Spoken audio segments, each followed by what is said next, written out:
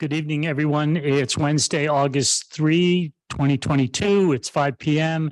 This is a special meeting of the Pacific Grove City Council. I'll call the meeting to order and ask our city clerk to give us a roll call Mayor Peak, here. Mayor Pro Tem Emilio. Here. Council members Coletti, Here. Smith, Tomlinson, Here.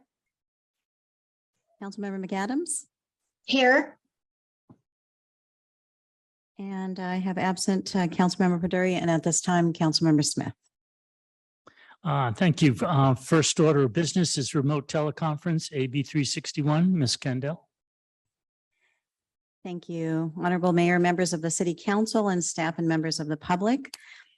Assembly Bill 361 requires the city within 30 days of holding a virtual meeting for the first time and every 30 days thereafter to make findings ratifying the state of the emergency. The council has been ratifying this resolution 21029 since October 2021. And staff recommends the council ratify said resolution authorizing continued remote teleconference. That concludes staff report. Do we have any public comment? Please, welcome.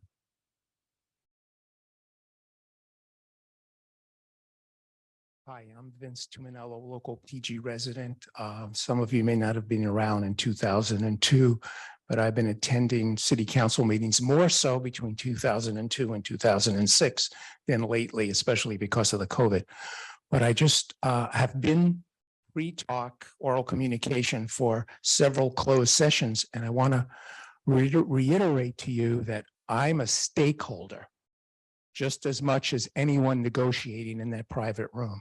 And as a resident stakeholder and taxpayer in Pacific Grove, I'm a stakeholder funding parts of this city. And I want you, when you go in there and talk about negotiations, negotiation procedures, whatever goes on in that dark room, I want you to remember that not only I, but 16,000 other stakeholders are going through the same inflationary, high rent, high mortgage payment situation, and many other aspects that everybody on the other side of the table, all the other negotiators are going to present as important to them. So as a stakeholder, as a taxpayer, as a resident, I want to urge you to keep our welfare in mind, not just because you know people on the other side of the negotiating table. That may or may not be the case. But please remember who you represent, who votes for you, and who has a lot at stake in this situation. That's really all I want to say. Thank you. Thank you. Anyone else?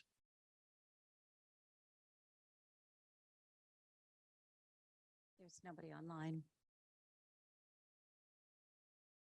Let the record show Councilmember Smith's arrived, and any council discussion? If not, a motion, please. Move to ratify. I'll second. May we have a vote, please? Mayor Pro Tem Emilio. Aye. Councilmember Coletti, Aye. Council members McAdams, Aye. Smith, Aye. Tomlinson, Aye. Mayor Peak. Aye. Motion carries 601. Councilmember Paduri absent. We have one item on the closed session agenda, Mr. Purick. Yes, this is a conference with labor negotiators. It's Government Code Section 54957.6. The city negotiators are listed in the agenda. The employee organization is the Police Officers Association. And I think you've already heard public comment on that item. I suppose you should ask if there's any other public comment. I will. Do we have any other public comment? Nobody online. All right. I need a motion to approve the agenda. Move that we approve the agenda. Second. And a vote, please. Aye. Just for the record, sorry, Councilmember Tomlinson, Aye. Mayor Pro Tem Emilio, Aye. Council members McAdams, Aye. Smith, Aye. Mayor Peak. Aye. Motion carries 601. Councilmember Baduri absent. I'll vote aye as well. Councilmember Coletti, thank you. We'll now adjourn to closed session. We'll return to here at 6 p.m. for the regular meeting. Good evening, everyone. It's a regular meeting of the Grove City Council. It's Wednesday, August 3rd, 2022 at 6 p.m. Ms. Kendall, will you give us a roll call, please? Mayor Peak, Here. Mayor Pro Tem Emilio, Here. Councilmembers Coletti, Here. Smith, Tomlinson, Here. Councilmember McAdams, Councilmember Baduri. Councilmember McAdams, Here. and absent is Councilmember Baduri. Councilmember Tomlins, will you lead us in the pledge? I pledge allegiance to the flag of the United States of America and to the republic for which it stands, one nation, under God, indivisible, with liberty and justice for all.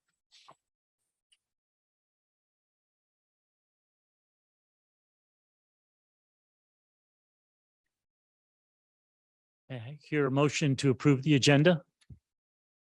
Motion to approve the agenda.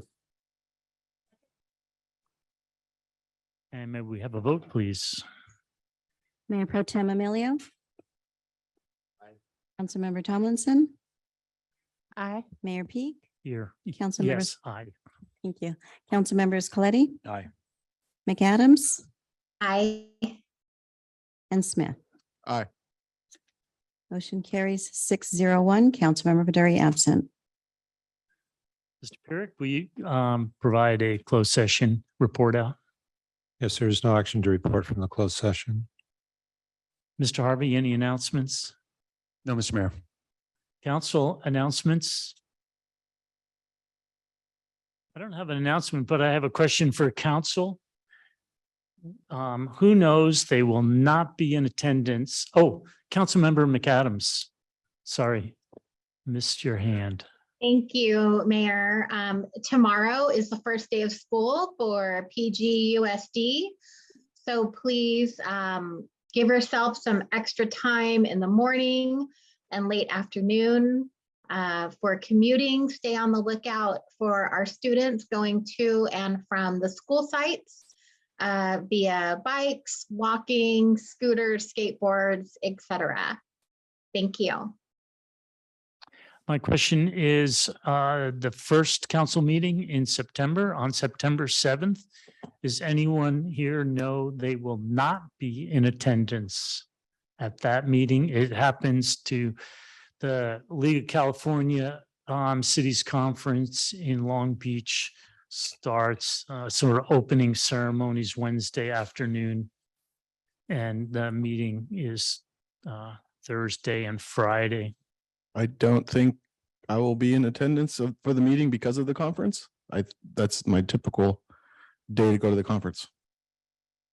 Okay. So I think the answer is yes. Same for me, Mayor. I won't be there either.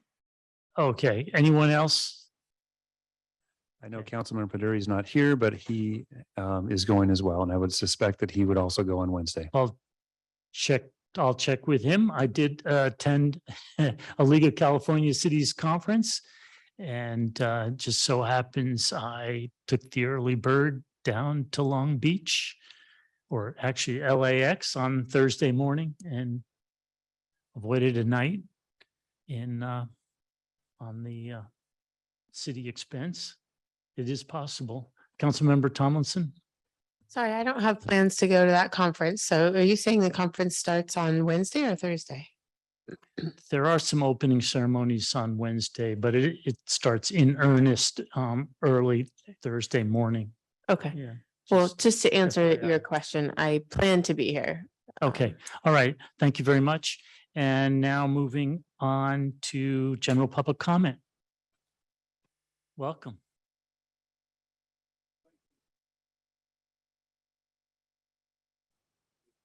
One want to introduce myself. My name is Vince Tuminello. I'm a longtime Pacific Grove resident, originally from another state a long time ago. I've forgotten all about that. I'm up here because I want to comment and thank the mayor. I looked at the city website. Now, if I'm not mistaken, I saw a really nice articulate summary of our wonderful pet parade. Was that right? I think so. Anyway, I had so many nice compliments from residents. I was so inspired. I took photos of parts of the pet parade, a lot of children, kids with their teddy bears, cats, turtles, hamsters, dogs, and so forth. And we had such a wonderful response on social media. So I want to thank those of you who supported continuing the pet parade, and the youth ambassadors. I thought they did an outstanding job. So wonderful that we were able to connect with them and have them serve the community in that capacity. So I hope we can continue that. Only one minor sort of thing, request a change from people I talked to. And that was, why do we hold it on Friday when most people are working? Why don't we hold it on Saturday so that everybody can come? You know, parents can bring their children and so forth. It used to be associated with another activity and it sort of fit in more to that Saturday, Friday theme. But I think now, because it's freestanding and the youth ambassadors are involved, I think we should consider moving it to Saturday afternoon instead of Friday afternoon. A lot more people would be able to participate.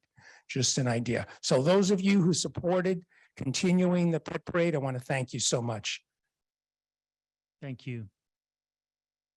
Anyone else wishing to make public comment, please come forward to the podium, and then we'll take public comment from our virtual audience. Welcome. I'm just not sure if this is appropriate. So I had wanted to comment over something from last meeting, and that is the city raises. Is that's on the agenda on You 7A? can speak to that now. Oh, okay, well, Certainly. I was just really concerned that more of you aren't really concerned over the timing for that across the board increase, which I think amounts to around $330,000 at a time when our country's in a deep recession. And this, I'm not speaking to devalue our city workers. That's not what it's about. I just think that during this time in our country, when we're in this recession, and that it means that we're really tightening our belts, not making or adding unnecessary spending and expenses. Also, I went back and listened to last month's meeting, and it seemed like Mr. Coletti was the only one that brought up that it also add to the taxpayers' pension liability for all of the salary increase. And then it's my understanding that they'll also be renegotiating their salaries in 2023. So if you're familiar at all with the transparentcalifornia.com site and salaries, you'd see that our non-city workers make so much less than city workers. And then we don't have the guaranteed forever pension perks. So also, I'm not sure if this was happening, I'm confused, but to even consider using any of that 5% increased tax monies for any of this, to me, is deceit and fraud. In listening to some of the remarks from the last meeting, justifying it almost seems to me like an unrealistic sense of entitlement. And there was some things said, about COLA, cost of living, the community, about inflation. But in the real world of non-government employees and the workplace, do you think that during the pandemic and all that's going on these last 3 years, that most people in the private sector really got raises or gas allowance or, have returned to pre-COVID salaries? I mean, most of us lost our jobs. So we're all reeling from the inflation. Again, I just think this isn't the time. And at this time, I think the board and the city manager, the management should be working also for the PG taxpayers. So I thank you very much for your time and your work. Thank you. Anyone else wishing to speak? Right, virtual audience, We have three. Marcia? welcome. Thank you, Mayor Peak and city councilors. I'm really impressed with what the previous PG resident said. She basically took the words out of my mouth. I don't know how much more I can add. I do hope that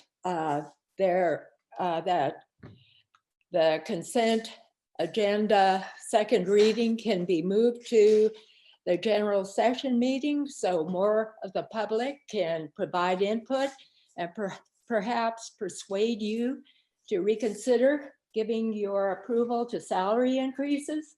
I have lived in Pacific Grove for the last 15 years and I have a high regard for the professionalism and helpfulness of city staff. However, there's a time and a place for everything, and given the economic situation for so many privately employed workers in California and the rest of the country, I do not believe that it's an appropriate time to offer a pay increase to city staff. Public employees, as the previous Pacific Grove resident mentioned, are already making substantially more than privately employed workers. And they also receive pension benefits that are already putting a financial strain on the city. There is a Stanford pension tracker document that all of you can check, and it's significantly underfunded and could be held against property owners if the city ever defaulted. In contrast, privately employed workers are facing mass layoffs, and even previously lucrative and stable sectors like the technical industry, major players like Netflix and Amazon are shedding workers during these challenging times. And the situation is even worse for smaller companies. Most of these laid off Americans not only lack the stable pensions and benefits of public staff, but are also facing rising prices due to inflation. And as the other Pacific Grove resident commented, it does seem inappropriate to give a pay raise with COVID relief funds, as well as funds raised from the sales tax increase, which were originally intended to cover infrastructure maintenance and improvement costs. Although city staff work hard and are an important asset to our hometown, as a matter of fairness to others in our community who are losing so much, as well as fiscal prudence, I do not believe this is the right time to contemplate this proposed pay raise. Thank you for considering my viewpoint. Thank you.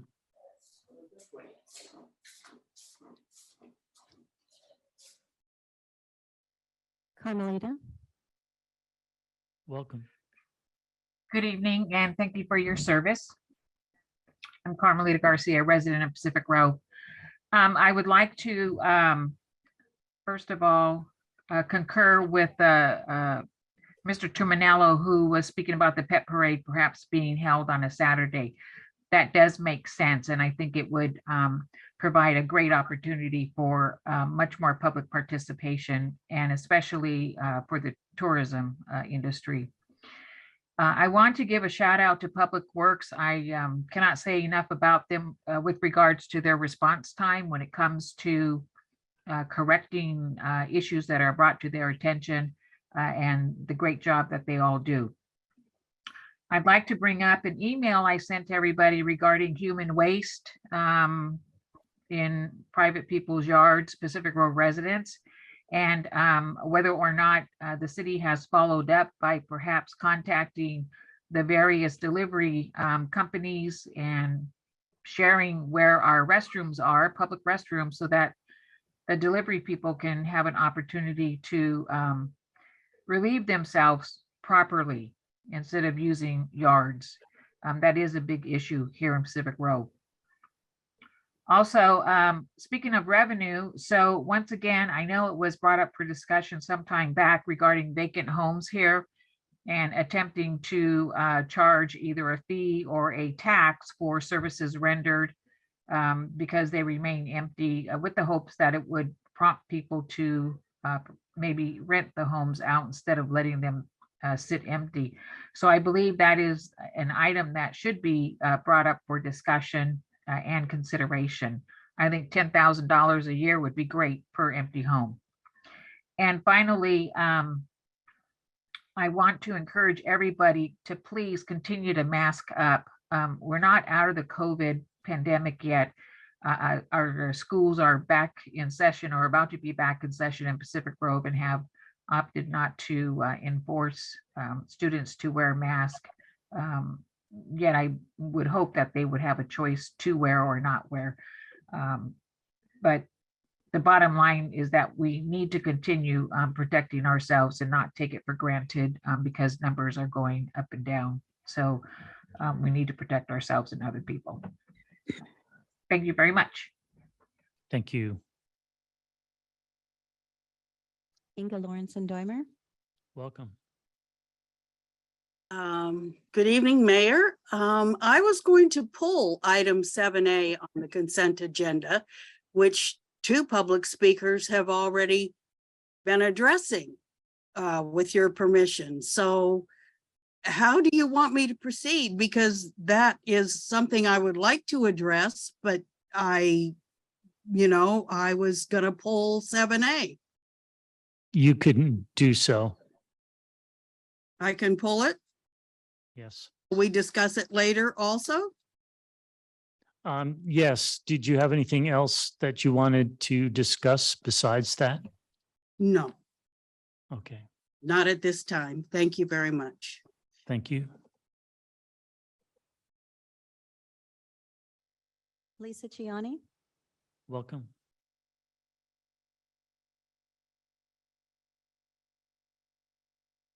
Okay, there's the unmute. Good evening. I would like to request that the city manager's report return to its previous status as the city manager's weekly report. There are many reasons, but first of all, I don't think it's adequate to inform the public, the citizens of Pacific Grove, about a lot of important issues, but it does inform many of us who are involved either on commissions or attending commission meetings, boards and commissions. When it's only on weeks with council meetings, people have to go through the process of, oh, is there going to be one this week? And then there's not one the next week, and then you forget. Of course, that might be a senior issue, but there are a lot of us seniors here in PG. But it has also made it so that we don't get timely information about some important issues. And it was never explained why the city manager simply announced that it would no longer be weekly. And if there's some pressing reason why it can't go back to being weekly, I'd appreciate hearing about it, but I really think it's better service to the community if it's a consistent weekly report. And maybe you can divide some of that information because it's getting really long. Maybe some of that can be spread out. But I would like to request that it go back to being a weekly publication for transparency and just ease of public learning about what's going on in the community. Thank you very much. Thank you. No other hands are raised, Mr. Mayor. All right, we'll close public comment on to the consent agenda. I'd like to pull item 8D, that's the fourth quarter CIP report, and we'll hear that as 12B. 12B, B as in boy. That would be following Project Home Key item. Anyone else on council, Mr. Council Member Coletti? I'd like to pull 9B, B as in boy. 9B. And that item is League of California Cities Voting. And why don't we?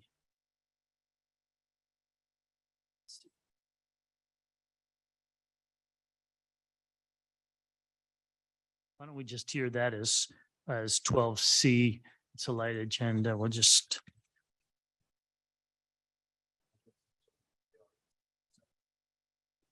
Yeah, We'll 7A. get to that in a moment. Any other items council wishing to pull? All right, public wishing to pull an item.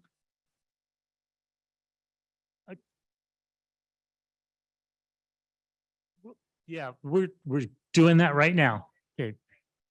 Got it. Ms. Dalmer, are you still with us? You want to pull 7A, is that correct? Inga? Yes, please, Mayor. Thank you. Okay. And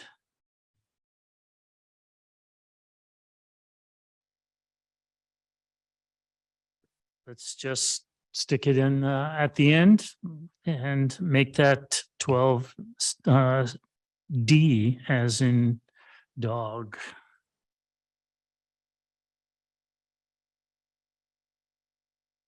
Okay. Public wishing to pull any other item off of the consent agenda? I move approval of the consent agenda with the adjustments. Second. May we have a vote, please? Councilmember Tomlinson, Aye. Mayor Pro Tem Emilio, Aye. Councilmember Smith, Aye. McAdams, Aye. Coletti, Aye. Mayor Peak. Aye. Motion carries 601. Councilmember Paduri absent.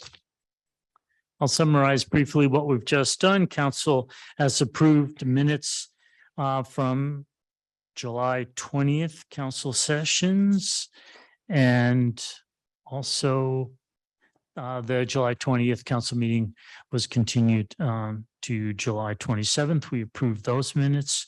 We have adopted the 2022 Monterey County Multi-Jurisdictional Hazard Mitigation Plan. And we've held a second reading of an ordinance to amend the fiscal year 2022-23 operating and capital budget. And we've received reports, fourth quarter treasurer's report, fourth quarter workers' comp report, and fourth quarter purchase order report. We've received a report on status of records management system and posting of online agreements. We've received a report on Monterey Regional Waste Management District Board. We've received a report on Monterey One Water 2022 mid-year highlights. We've received a report on new local emergency actions. We've authorized an agreement with Jacob Construction and Design not to exceed $313,727 plus 20% for the Public Works Corporation Yard Electrical Replacement Project. And we've approved or authorized an agreement with Neil's Engineer for capital improvement planning engineering services not to exceed $470,000 plus 15%. And we've received minutes from the Architectural Review Board from June and the Library Board from May. And that concludes our consent agenda. So we're now to item 11A, Master Fee Schedule Amendment. Ms. Francis, welcome. Thank you.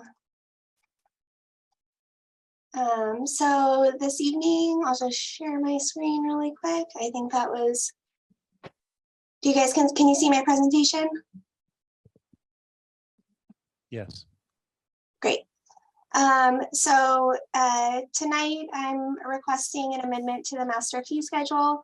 As you may recall, we updated the Pacific Grove Municipal Code, Chapter 16.40.710, which prohibits the parking of vehicles in a stall or a space designated as an electric vehicle charging space unless the vehicle is connected and actively charging. So tonight the recommendation is to add a fine for that new violation in the amount of $48. That really concludes my presentation. Are there any questions? Do we have any public comment on this item? If you wish to speak to this item, please come forward. Do we have anyone on our Yes. virtual audience wishing to speak to this item? No, sir. No hands raised. All right, we'll bring it back to council. Council comment, Councilmember Tomlinson. I'll just say thank you, Ms. Francis, for following up with this and adding it to the master fee schedule, and I would move the recommended action. Second. Discussion on the motion, Councilmember Coletti. Thank you, Your Honor. Can you define actively charging for us, Ms. Francis? Sure. So the technology of the charging stations is such in a way that somebody like myself who doesn't own an electric vehicle would be able to tell whether or not the vehicle parked there has paid to park there and whether or not it's actively charging. Okay, so what does actively charging mean? I mean, so let me just go for it here. You can plug into a charger, it can reach 99.9% of capacity, and you can sit there all day trying to get that last 1/10%. That's still actively charging. Technically, electrons are moving. So I guess the question is, how will we be able to enforce this? How will a police officer be able to come up to the charger and say, okay, they're done charging and they're sitting here still plugged into the charger, they need to be cited? How's that actually going to work out in practice? So in practice, it's visible on the screen, similar to our parking meters, where it will show that someone has paid for that spot. They'll be paying to park in that parking space. If there is any sort of discrepancy, Public Works Department does have a back-end software program, just like we do for the meters, so they can confirm whether or not a vehicle has been parked there, for how long, how much they paid for, and whatnot. So, Okay. Go ahead. Do you have something else? I'm sorry. no, that's it. Okay, so the charger itself will be programmed to have some kind of alert or some kind of message on the screen that then informs the enforcement. Is that right? Yes, correct. Okay, thank you. I've got a couple of questions. Is there any grace period? To be honest, we'll enforce it like we do the meters. If a community service officer or parking enforcement officer is out there doing their routes in the downtown area and they happen to see somebody that's in violation, they'll write the citation. If it happens to be that second that went out or something like that, they could always request an administrative review, and we would take that into consideration. However, the likelihood of that happening is they have a lot to do in the city, so they're not going to be hanging out waiting for this to happen. So as far as from the enforcement standpoint, from the technology standpoint, I can't speak to whether there's a grace period with the screens and the actual charging stations. Okay, and how did you arrive at $48? Sure. So roughly most of our parking fines for timed vehicle violations, parking over the line, meter violations, they're all set at $48. About $12.50 of that goes to the state of California for different courthouse construction and infrastructure projects in the state of California. And then from there, some of that is covers the costs of processing parking citations, whether it's the software program or the services that we use to send out notices. Thank you. Here we have a vote, Councilmember Coletti. Just one follow-up to that, Your Honor, based on the grace period that you mentioned. Typically, for instance, I use some of the chargers over at over Marina. There is a grace period built in. You know, they give you 10 minutes basically from the time when they feel the car is charged, which is again a programming option on the charger. So I think we should include within this recommendation that the a 10-minute grace period be programmed into the charter as part of enforcement for this new fee being added. Councilmember Tomlinson. So I don't disagree with that, but I think the motion tonight is just to add the $48 fee to the master fee schedule and make that change. So that would be more of a change to what we did previously in changing the code and having the code follow a grace period. And I don't, it's not linked in here. I kind of remember that there is a grace period, Ms. Francis, that's in the code. And I remember thinking it wasn't long, but that it was in there. So we could check that. I think we have the technology to find the code. Yeah. And we have our city attorney and an internet connection. Could we find the code for this? Is there a grace period? I see the code right here. It says 16.40.710. Is there a grace period?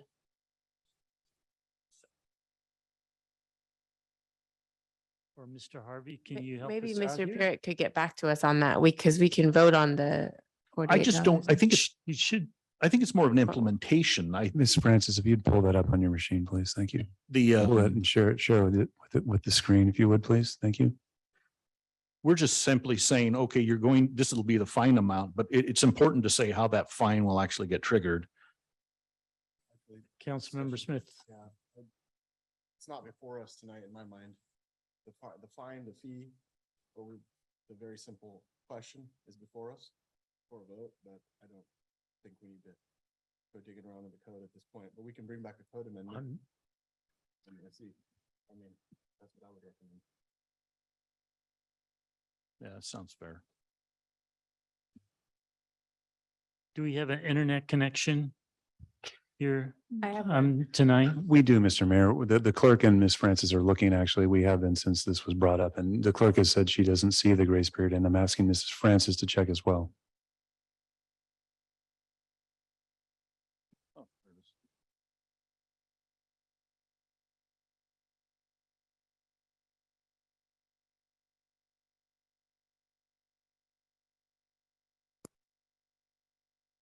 I'm not seeing grace period.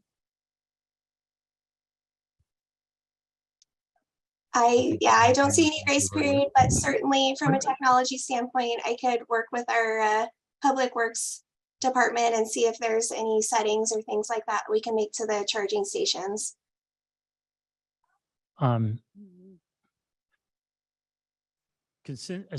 Since we are now approving a fine, I realize this is a detail to that. Can we just come back and amend the master fee schedule, or do we need to amend the code?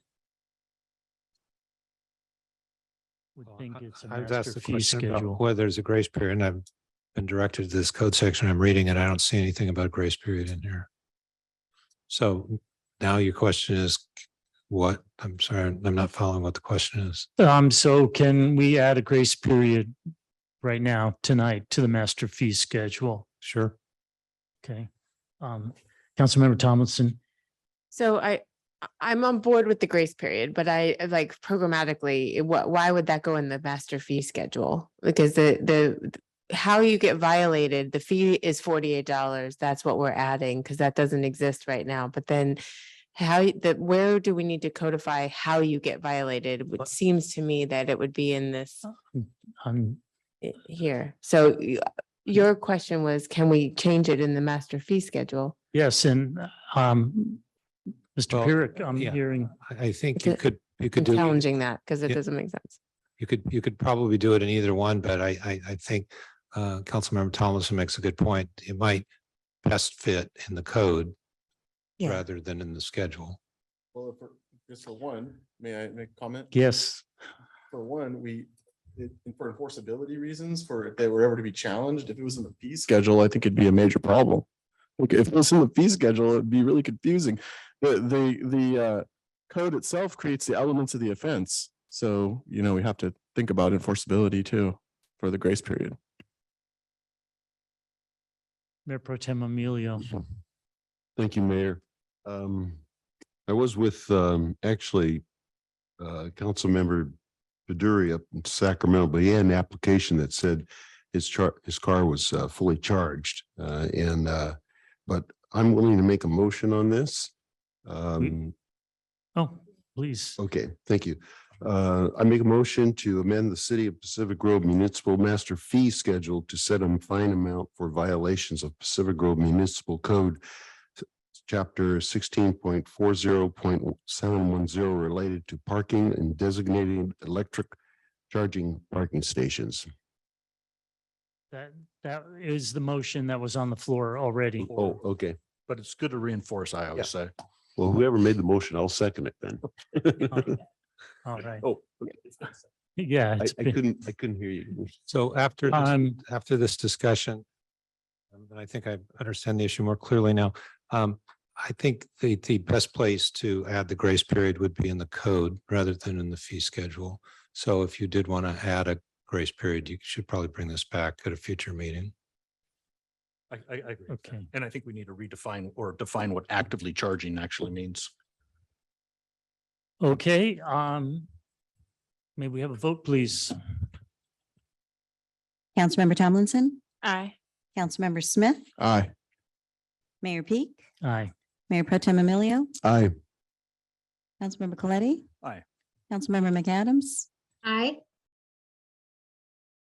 Motion carries 601. Councilmember Baduri absent. We're now on to item 12A, funding regarding state project Home Key. Ms. Wyatt, welcome. Thank you, Honorable Mayor and City Council. I'm here tonight to present to you information about the next notice of funding availability that we expect for the Home Key program, and bringing to you if you would like to authorize staff to initiate a Home Key application in the next round of funding. Several steps have been laid out in the staff report about how we would move forward if we were to go forward with an application, if that was your will tonight. The reason that we're bringing it so early is that there are probably items you'd like me to do, maybe have another workshop or provide more information to the community. So we're just starting quite a bit early. October is coming, and when the NOFA, the Notice of Funding Availability, comes out, it will probably be a very quick turnaround as it was the last 2 rounds of Home Key. So that's why we're bringing it tonight for you to consider. And ultimately, if we were to look into a Home Key project, it would come back to City Council for approval of an application. There are quite a few Home Key frequently asked questions that are on the website from our first round of Home Key questions, and then from our workshop that we held in March. So those are on the website for the community to review, and those reflect the community's concerns and questions that have already been brought forward. Thank you. Thank you. Do we have public comment on this item? Please come forward.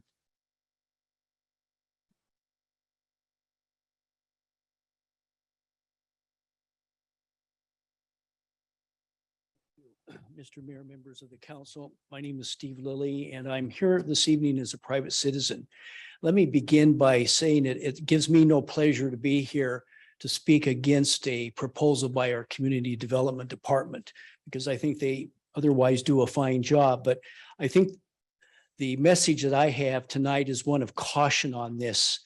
The last time I should say, we heard about Project Home Key was at a March 14th workshop, which I attended. And my recollection that evening is that there were many people in attendance who were either upset with the project proposal, and then they left the meeting with serious concerns. And those concerns still remain, and certainly there's nothing wrong with looking into those concerns, but no matter what anyone says, I think it became established that evening the grant funds may not be available in the future to take over the project once the initial funding runs out. And so the burden then would be on our city's budget to make that up, and that is potentially catastrophic. A second reason that I wrote in a letter that I submitted to you this afternoon is that there's been no community discussion about this latest proposal before you tonight. And there were many opportunities to bring this up. Last week, we had a community housing workshop, not a word. We had a planning commission on July 14th, not a word. So just because there's money available from the state is no reason to sign up for a program that has a potentially long-term negative consequence on our resources. Thirdly, our community development department is currently understaffed. They just don't have enough people to do the functions that are mandated now. We only have 2 full-time people there, and I'm not sure where they are in terms of recruiting, but this is a problem. That department is staffed right now to fail, and it doesn't give me any pleasure in saying that, but it is, and I've said that to Ms. Wyatt previously. Finally, we have a housing planning process underway, and actually a case could be made. Why are we even here this evening when we have that process? It has a work plan, it has workshops, it has a community advisory committee, planning commission, and city council work sessions that are planned, and public hearings in the future. And so it's a mystery to me why we're even here to even discuss this. But nevertheless, I just want to conclude by saying I support affordable housing, but this program, I think, has been demonstrated in other cities to have problems.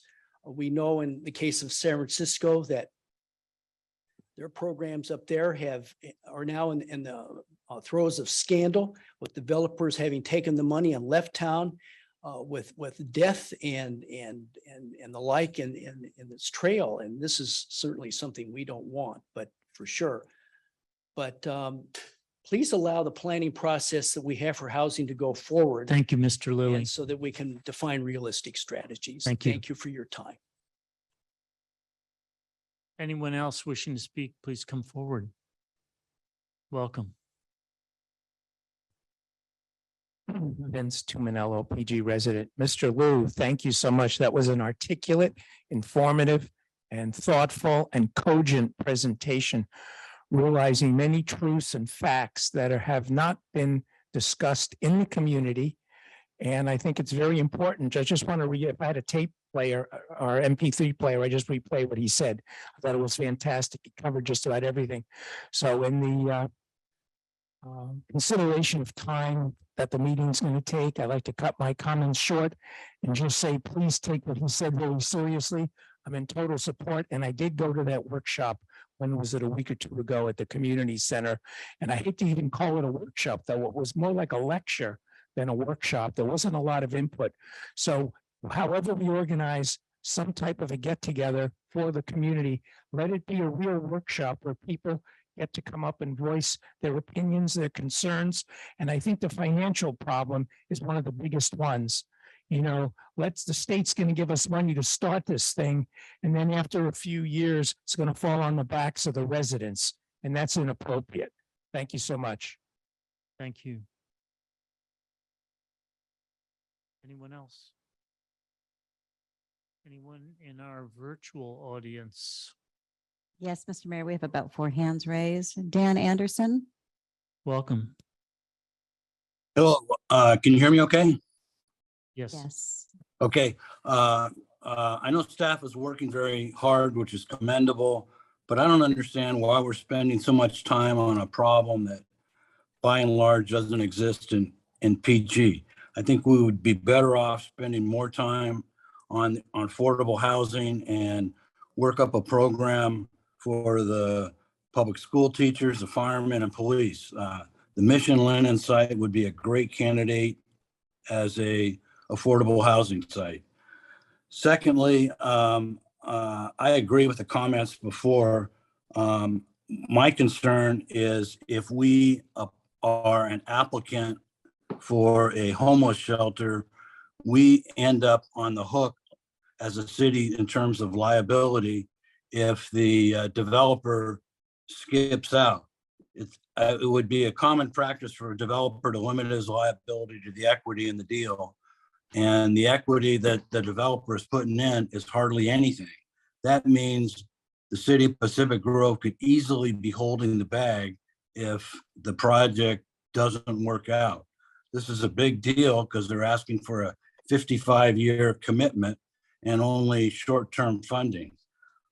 So I would ask the city attorney to make sure that the city is not on the hook if they're an applicant or co-applicant to get funding. Last point, I would rather see us apply for funding when the developer brings us a deal so we can know what we're agreeing to. Otherwise, we're applying for this program and we don't know what we're signing up for. This is a ill-conceived program, in my opinion, with open liability financially and legally. We would do much better off focusing on affordable housing, which has this would have the support of the community at large. Thank you. Thank you. Marcia? Welcome.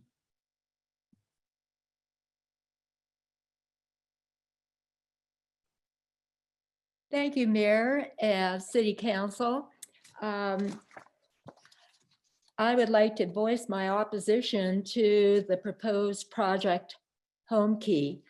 The city manager and housing director are seeking council approval to apply for a state grant, approximately $10 to $15 million, to buy a motel, still unnamed, on Lighthouse Avenue, near two family residential neighborhoods, the Beach Tract and Asilomar, and have a private company called Shangri-La to refurbish the motel rooms into suites for chronically homeless individuals who have failed other programs.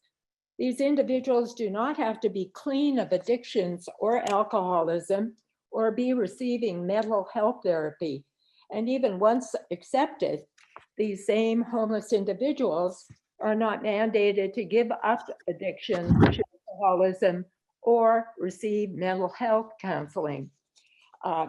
Annual operating expenses are only covered by the grant for the first couple of years.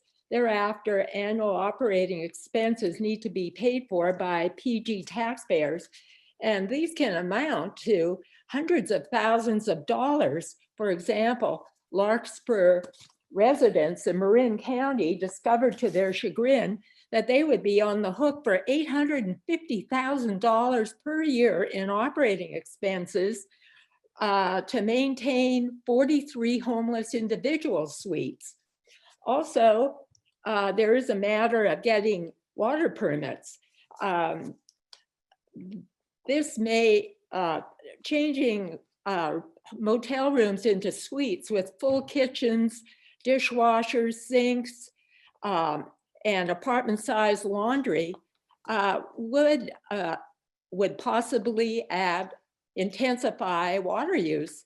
And the director of Monterey Peninsula Water District just got a stern letter that was published in Monterey Herald from the State Water Board, who said, you know, basically they put them on notice saying, forget about any more housing developments, you're under a moratorium, as is Cal-Am, and we're not budging on that. So why waste staff time chasing this when it's likely that Monterey Peninsula Water District will not grant any permits? And then there's also the loss of TOT from changing a motel into a charity, basically. I mean, and also impacts to the other nearby motels. They will probably. Thank you. Thank you, Marcia. John Tilley. Welcome. Thank you, Mayor. My name is John Tilley. I live in Pacific Grove. I'm a voter. I'm a resident here. And I fully support Project Homekey. I would love to see it happen here, and there's many good reasons for it to happen here. This serves our community. We have people that are Grovians that are homeless. So the idea that this is not being used for residents, these are residents. These are homeless residents. I did the census count for the point in time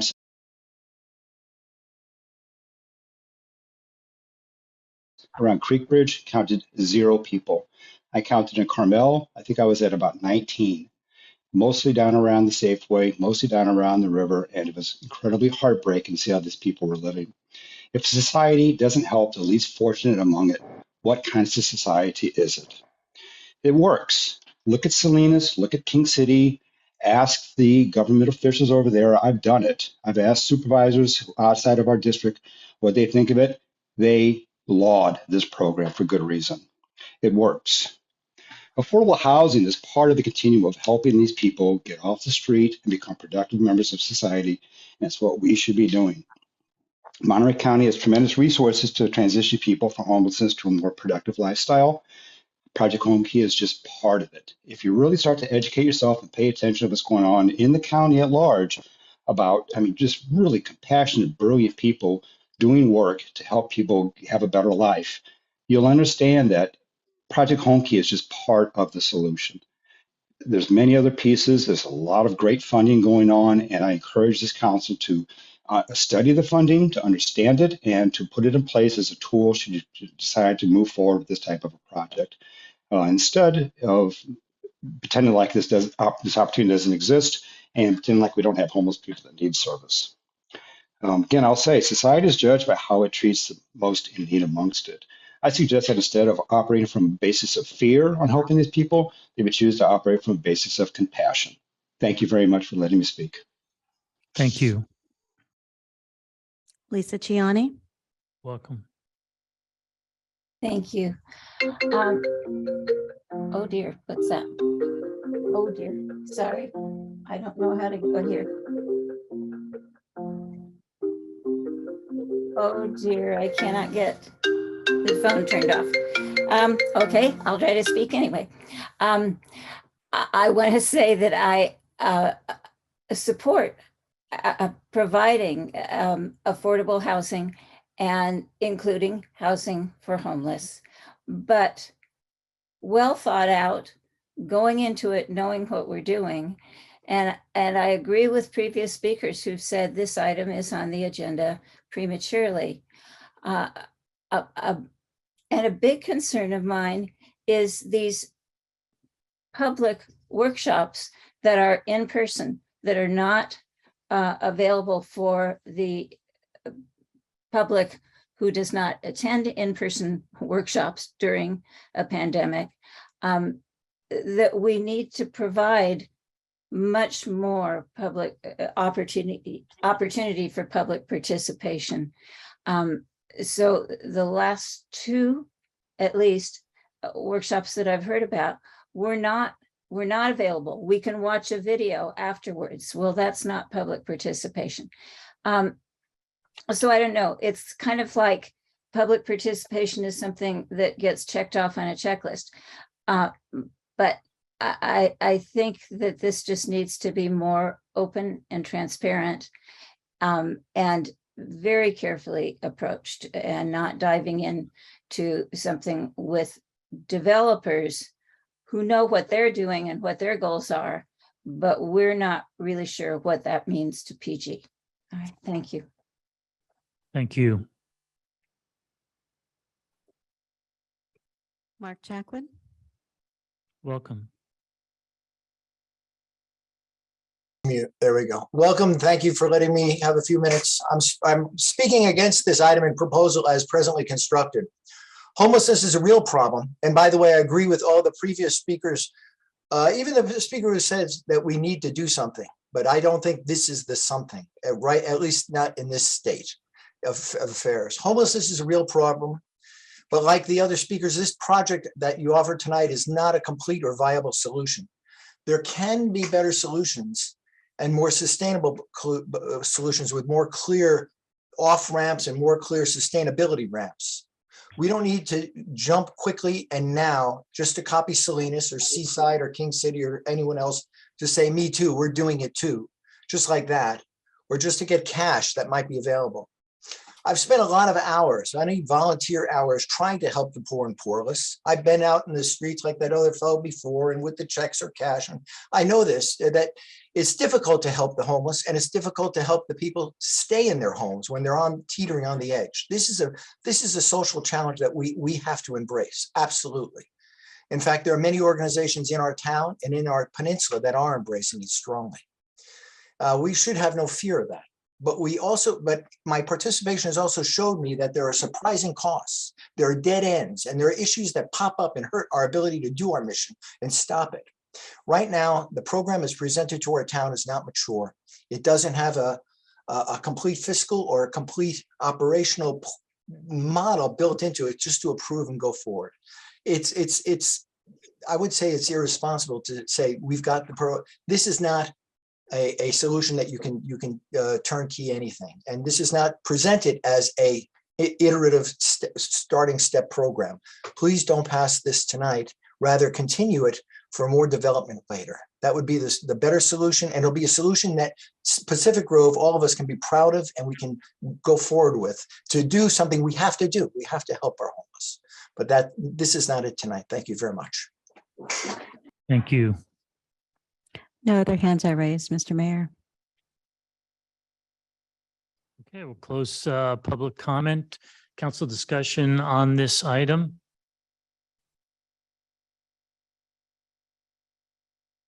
Councilmember Smith. Let me start with asking about this notion of funding. And I'm going to ask staff the issue with funding and how the funding comes in. And then at some point in time, it's been stated by folks that the city will then have to cover basically what was covered by the subsidy in the initial grants. So is that accurate? And if so, how does that work? Councilmember Smith, thank you for the question.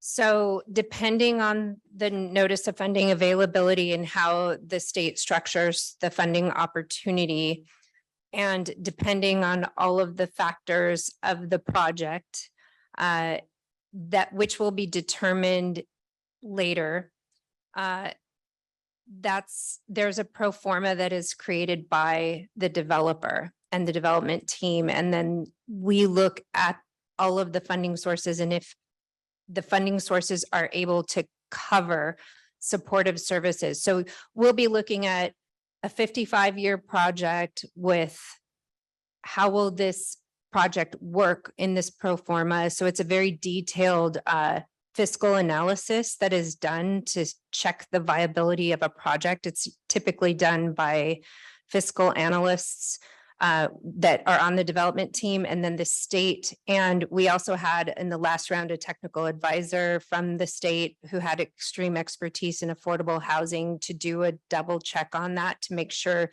the city would not be liable for any additional costs.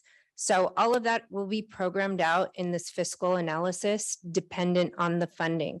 So as a small city where we don't have a lot of resources, the last round, the state was willing to dip into additional funds to cover those supportive services. That's where the most cost can come in, to be honest. And that's where I would look to make sure that the city would not be on the hook and that we partner with other agencies such as Monterey County. Last round, Monterey County initially was willing to throw an additional 300,000 into the project.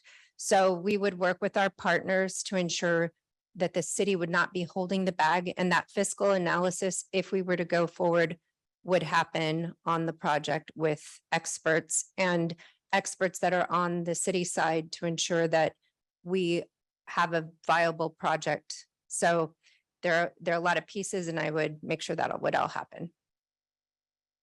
All right, thank you. Member McAdams. Thank you, Mayor. I just had a question for Anastasia. Like in the public comment that we heard this evening, there is a lot of fear. Can you just review like what exactly is before the council today? And if we did, approve to move forward with submitting the application, what are we committing to? Like, do we have a project? Do we have a building? Just if you can sort of describe where we're at in the process and just alleviate the fear that I heard during public comment, that would be very helpful. Thank you. Councilmember McAdams, through the mayor. Thank you for your question. This is presenting tonight if city council would like staff to start looking into a project. There are a lot of steps that need to happen. I would first contact the state to see if we can get technical assistance again. We would look to hire a local broker to determine if there is a property that is available. So currently we have not moved forward with any steps whatsoever. No staff time has been spent except for this presentation for you tonight. So we are just at the phase of, would you like staff to look into a project and be ready when the NOFA comes out with the project? Thank you. And then so to confirm, there's no agreements. There hasn't been any money invested by the city. We don't have a developer. Like, we're just, the direction that staff is asking for this evening is merely to perhaps submit the application. Is that correct? Right, to move forward, to prepare when the NOFA comes out and be ready to submit an application. Great. So versus last time when the city did sort of move forward quickly, and understandably there were some very tight deadlines. We're listening to the community feedback from last time, being proactive, and thank you for that. And so again, just we're not committed or dedicating or signing on to a project. This is merely like, yes, staff can, get prepared when the notice of funding goes out. Is that correct? Yes. Okay, great. Thank you so much. Perfect. Thanks for answering my questions, and I'll have some comments later. Councilmember Tomlinson. Thank you, Mayor. So Anastasia, thank you for the report. And as I'm kind of tracking on this, the notice of funding comes out, we ask to be considered. Let's say they consider us and they give us $15 million like they did up in Marin. And been following the story in Marin where they were given approximately, I think, $15 million. They located a site. They have 18 different groups within their community and 3 subcommittees of those 18 groups that are all in to reconfigure a nursing home, I believe. They have a church that's running it for the long haul of 43 years of service it's 43 residents. I think it's, I don't know how many years, 40 plus years to provide the services. And I'm sure somebody has performed all of that out. I would be, if I were looking at that pro forma, I would have my skeptical hat on of how can we predict what the costs are for 40 years for 43 folks who are suffering homelessness. What's the turnover? I mean, there's not a lot of maybe there is data, but getting those numbers correct will be critical. And so my question in all of this is if we ask, if you're trying to get council's direction to prepare, to ask for the funding, and we ask for it, and then we're told yes, I mean, that starts this domino effect of a lot more work in order to then spend that money or try to spend that money, or can we give that back and kind of put the brakes on then at what point do we get into it and say, we don't have the will, we don't have the 18 different stakeholders, groups behind this, we don't have a good location, we can't negotiate with get the broker to do the negotiation, and so let's say those breaks happen for one reason or another, do we just give the money back and say we don't want to use it, give it to somebody else, reallocate it? How does that work? Councilmember Tomlinson, the state would not fund the program if all of those pieces were not in place. If there was not a service provider to provide the funding or the services, the wraparound services needed for the life of the project. If there was not enough funding to make it viable, like I said, the state is very critical and they have experts. It's not just state people. They are hiring a lot of consultants to review this program to make sure the feasibility works. So all of these checks and balances are ingrained into the program. So if we do not have a viable application, if we submitted an application that was lacking in any firmness about location, provider, developer, all of these tasks that need to be really evaluated, then we would have no project and the state would not fund it. So we wouldn't have to give any money back. So if we get to a point where we start looking into the feasibility and we just see it's not feasible, like there is no site, that no hotel owner willing to sell a hotel, or there are other aspects of the program that we could look at. So it's just a matter of what would be feasible in the next NOFA. Okay, so at whatever point, if there's a critical flaw, we'll call it, in pushing forward, then they don't fund it, give it, and so therefore it must be allocated to someone else. My next question is, who pays for all this overhead to do the assessment, the work? You said the state is hiring consultants and has experts. Is that baked into the award of money? Or, I mean, could we say that the city would be out nothing other than your staff time? Yeah, I'd like to know, because there's a lot of work to be done. And so, if we have to hire a consultant, we have our legal involved and these types of things, can all of that be billed to the award or the grant fee that the state is putting forward? Councilmember Tomlinson, the state, the last round, provided us free technical assistance. So we had an expert that was excellent, looking at the pro forma, making sure all of the numbers were good. And that was for free. They were excited that a city like Pacific Grove wanted to look into a project. So that was fantastic. I think we could get the same technical assistance again. And yeah, none of this would cost the city anything. If they won't give us free technical assistance, then that could be something where we don't move forward. So yeah, we want to make sure we have all of our bases covered and we don't have any additional funds to cover technical assistance at this time. So I would request it from the state.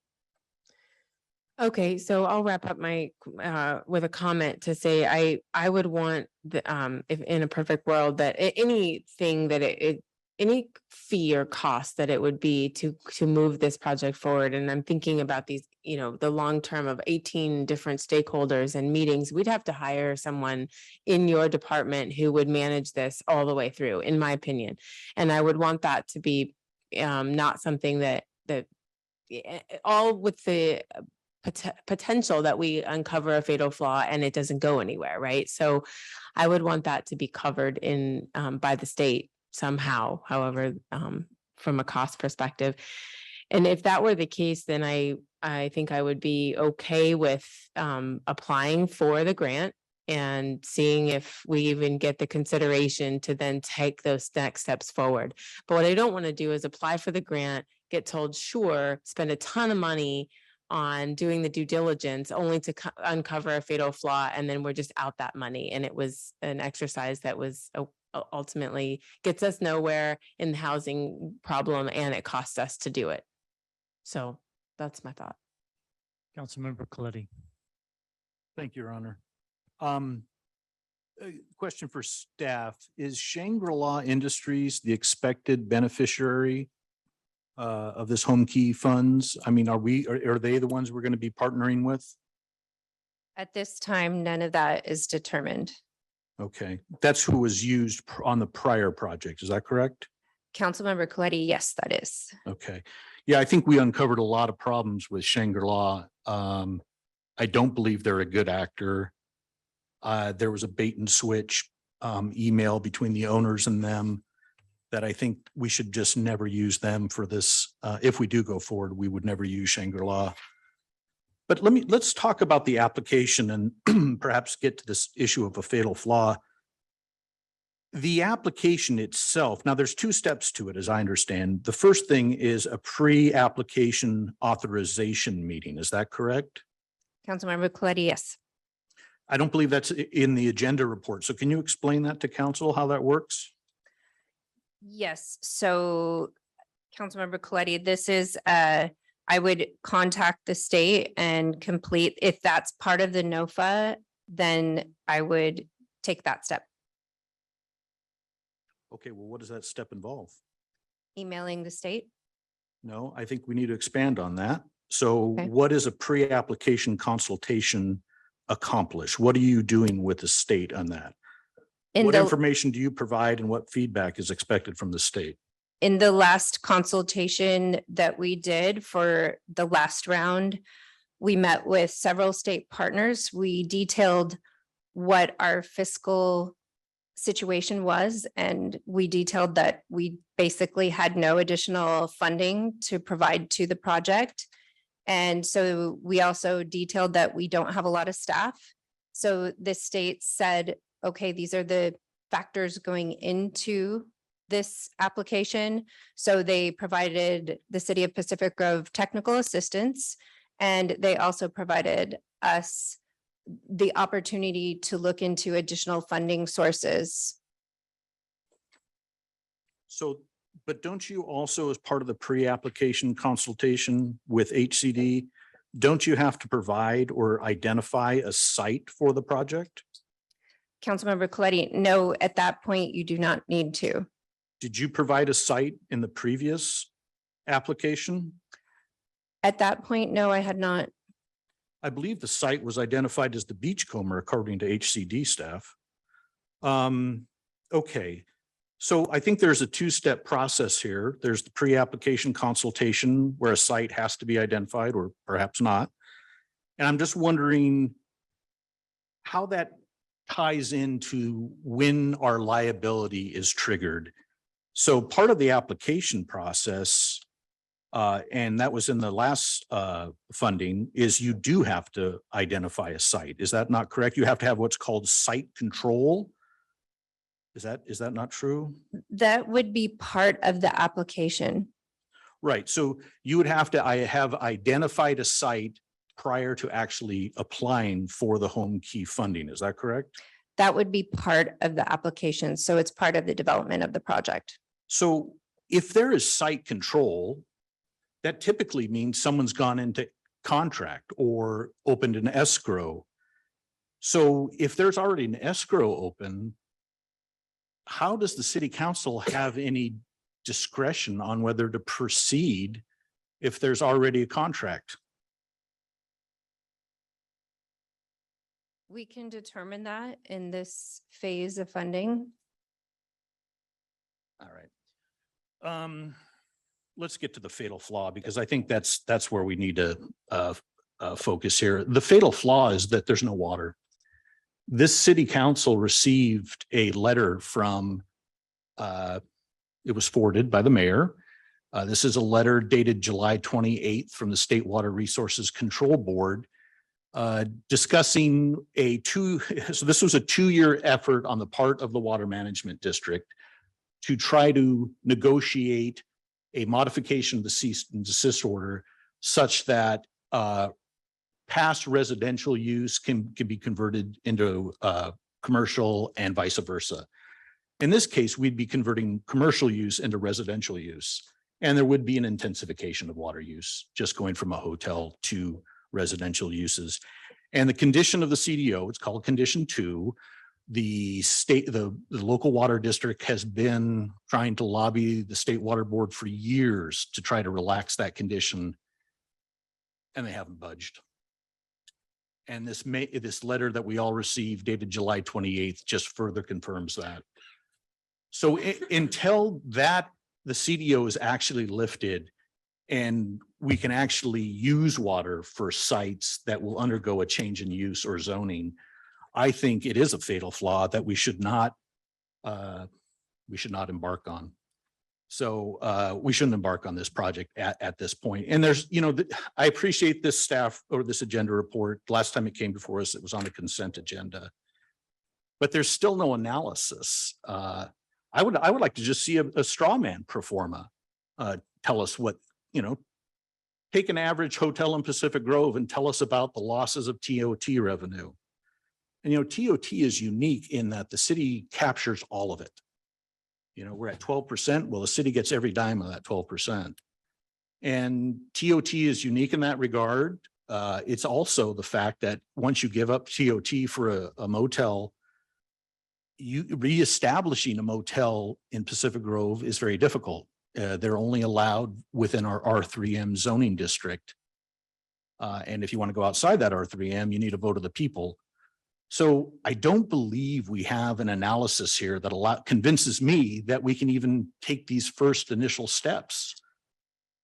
Nothing telling us how we're going to deal with the loss in TOT, how we're going to basically deal with long-term tax revenue losses, as well as funding obligations for the site have been analyzed. So I'm pretty much a strong no on this, not because I don't believe in helping anyone in need for that matter, but because it's up to us to exercise the discretion on when to move on a project. And because the State Water Board is adamant about not allowing intensification of uses at a site like this, I believe it would be a complete waste of time and a disappointment for everybody.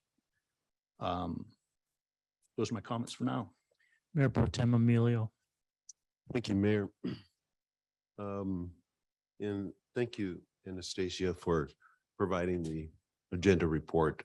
And I want to talk about a couple of things. It's already been mentioned by the public and some of the other councils, so I'm not going to echo all the other concerns. Some of them have been answered, but this is for very low income people that in Pacific Grove.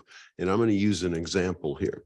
I was in the neighborhood and a person told me that his 32-year-old son had lost his rental in Pacific Grove. And the only room he found was one room with a couch in Salinas to stay in.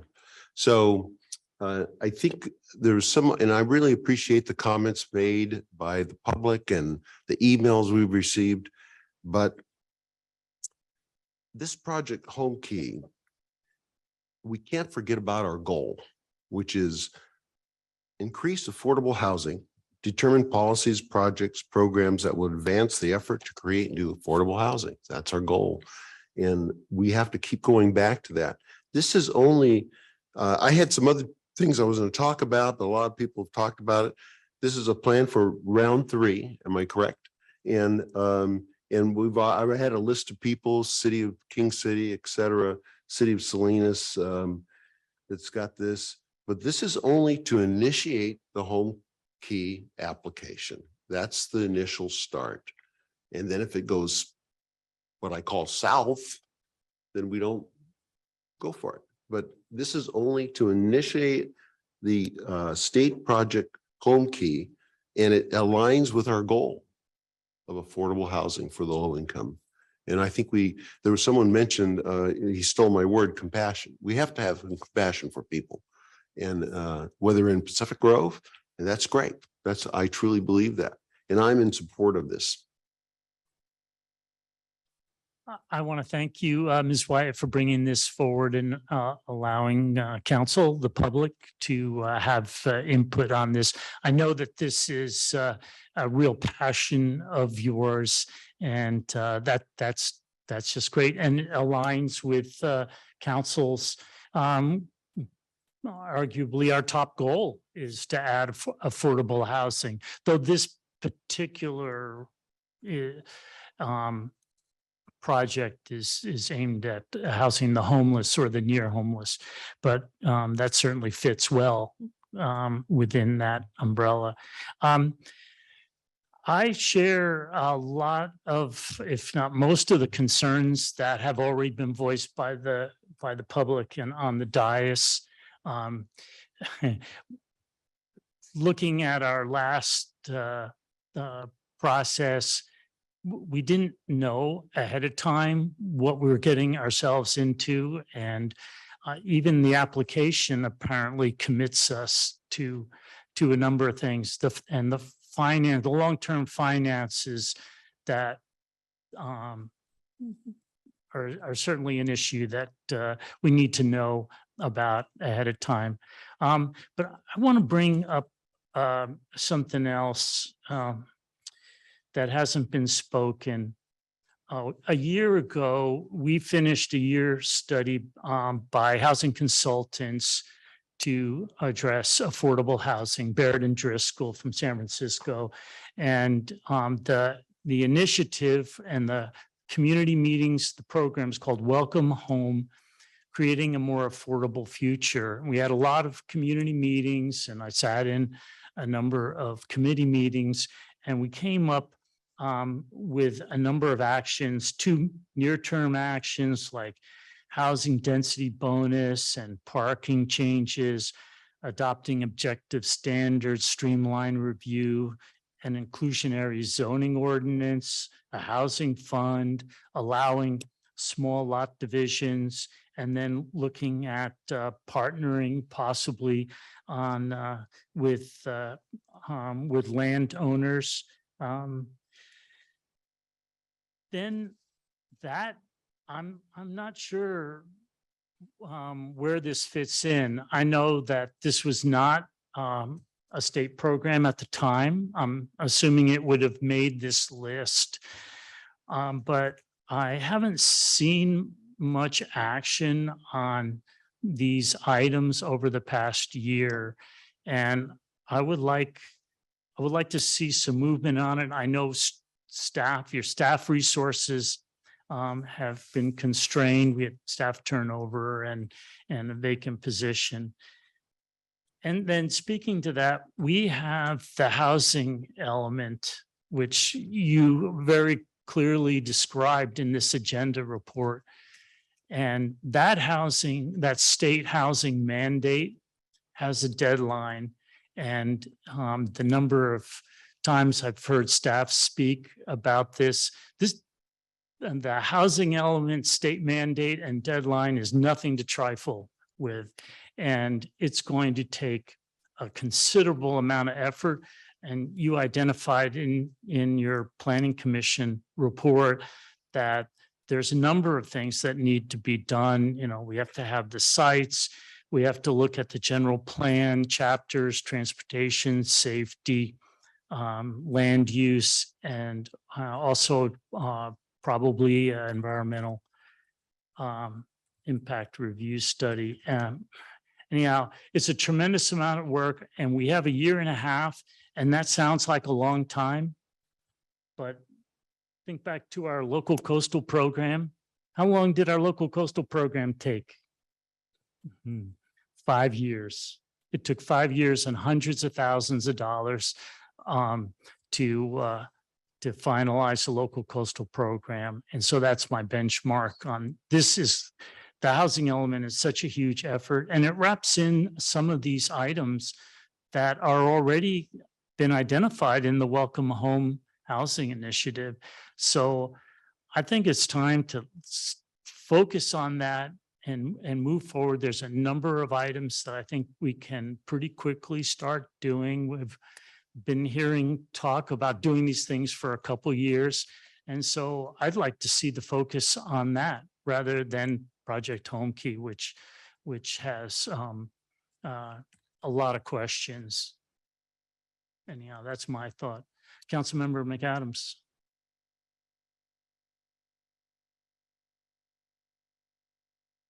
Thank you, Mayor, and I appreciate listening to everybody's comments. And again, thank you to staff for being proactive and bringing this to the community for engagement and to make sure that if this moves forward, there would be enough time. The 2022 point in time count was recently published about a couple weeks ago. And the city of Pacific Grove was one of 2 cities in Monterey County whose homeless numbers increased in the 2022 point in time count. So Delray Oaks increased by 2, and our numbers, the city of Pacific Grove, ours actually doubled from 14 to 29. So, you know, we can speculate and have doubts, and there's so many moving parts. And honestly, for this to come to fruition, I think would take many miracles. You know, we can grill staff for answers that we don't have available right now. But for me, the simplicity is that we have at least 29 homeless residents who need housing. We desperately need affordable housing, and we need solutions to house our homeless residents. So I see no harm. And also, you know, with homeless in the point in time report, 80% of Monterey County's homeless residents have lived here for decades and are part of our communities. So they're not migrant homeless people, you know, coming from other cities or states. That's not the reality of our homeless residents and our homeless population. So I see no harm in submitting an application, starting down the path, learning more, and being prepared for when the state releases the funding notification. And, you know, I understand the mayor's concerns about staff, and but we are hiring staff. Our Community Economic Development Department has a robust intern program with very energetic and skilled students. And I would really encourage my colleagues to just, let's give this a chance and have staff come back in 45 days or 3 months with an update. So, and thank you again, Anastasia and staff, for this. Councilmember Coletti, Thank you, Your Honor. I'd like to make a motion if I may. please. I'd like to move that we not pursue a home key project application at this time, but that we instead pursue all the objectives and initiatives outlined in our Welcome Home initiative, as detailed by the mayor's earlier comments. Second. Councilmember Thomason. Thank you, Mayor. My discussion is not about that specific motion, but I had a follow-on question for Anastasia about the application. I also think that I understand that there's this back and forth of like, get a council's direction before the ball starts rolling. But I've been reading over this application process when you said that you have to have site control and there's a scoring, you know, they're going to go through and score us on whether or not we get, you know, anointed with the grant of money. And there's many things in here on how you can improve your score and then therefore get chosen, right? And site control is one of them. And so I think I don't support doing this right now, because I think if we want to go and maybe the money's going to dry up, I don't know, but if we want to go after it, I would like to see a fairly at least a one pager of like how we know we're going to score at a level that will get us at the table to be considered. And some of these things that need to be detailed out to score high. It doesn't sound like we've done, and I get it. You haven't done that because you don't want to spend a bunch of staff time on something that you may not have support for.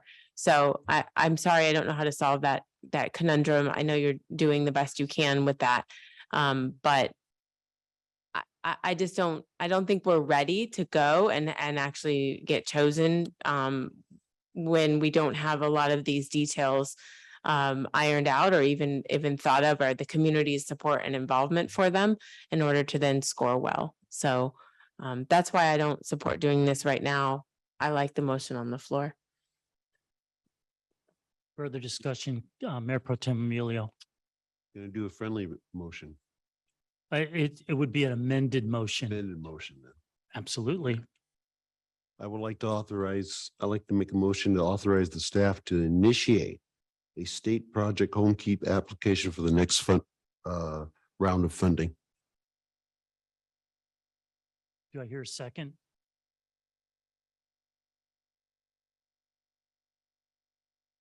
Motion fails due to lack of a second. Discussion on the motion on Councilmember Coletti's motion, Mayor? Yeah. Yes, Councilmember McAdams. Thank you. Anastasia, is there a calendar of perhaps when the next time will be coming out besides potentially October? Councilmember McAdams, I do not know if there will be another round of funding. It's up to the state and the governor's will. And then the city of Salinas recently was awarded, I think, 22 million to purchase homes, single family homes. Is that an avenue that you're looking into? Or is that different? That's obviously different funding aside from Home Key. Councilmember McAdams, yes, that was, I believe it was the resolution fund from the state. It was a different pot of funding, encampment resolution funding. So that was really due to large encampments and to alleviate that issue. So I am looking at all funding sources that the state has available for affordable housing, all types. Okay, and so right now with all of the funding that you have been looking into, what programs can the city of Pacific Grove apply for in addition to Project Home Key? Councilmember McAdams, we look at all of the different state funding. So there are different programs at this time. I don't see any additional programs. I'm looking into if we were to go for affordable housing, we would more traditional programs. We would look at the low income housing tax credit program. We would look at partnering that with home funding through the state. So there are a lot of different programs that I could get into, but we'll look at them. And again, we would need the project and similar issues that Monterey is facing with low income housing tax credit and housing development is water.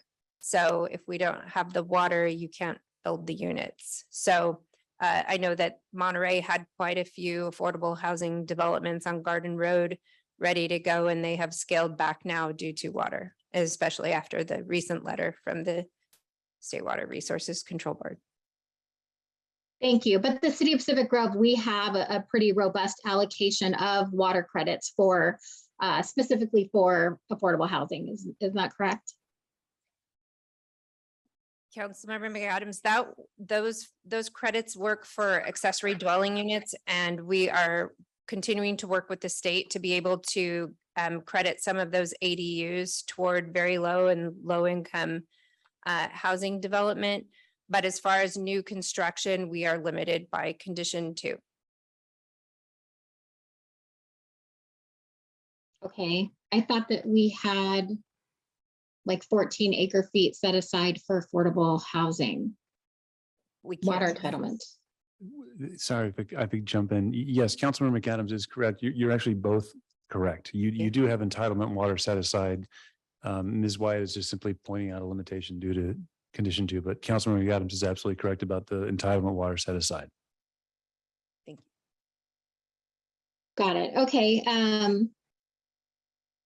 Okay, so it sounds to me that as far as programs of millions of dollars being provided to build for actual doors, not tax credits, this is really the only program. This has been a very unique program that is a rapid transition to very low income affordable housing, which is why the state has provided such a huge subsidy to projects. So Councilmember Tomlinson, as you were saying, a lot of the first round, there wasn't as much competition. The second round, there was a lot of success. So it became more competitive. This round, I expect to see a lot more competition, especially in cities that have been developing projects and are ready to go. So that's kind of, it's the same thing with low income housing tax credit projects. Those projects are always oversubscribed. And this is how housing is going. Everybody wants the subsidies from the state to build. And then just one more question. So with the home key, the units are deeded as low. Is that correct? And so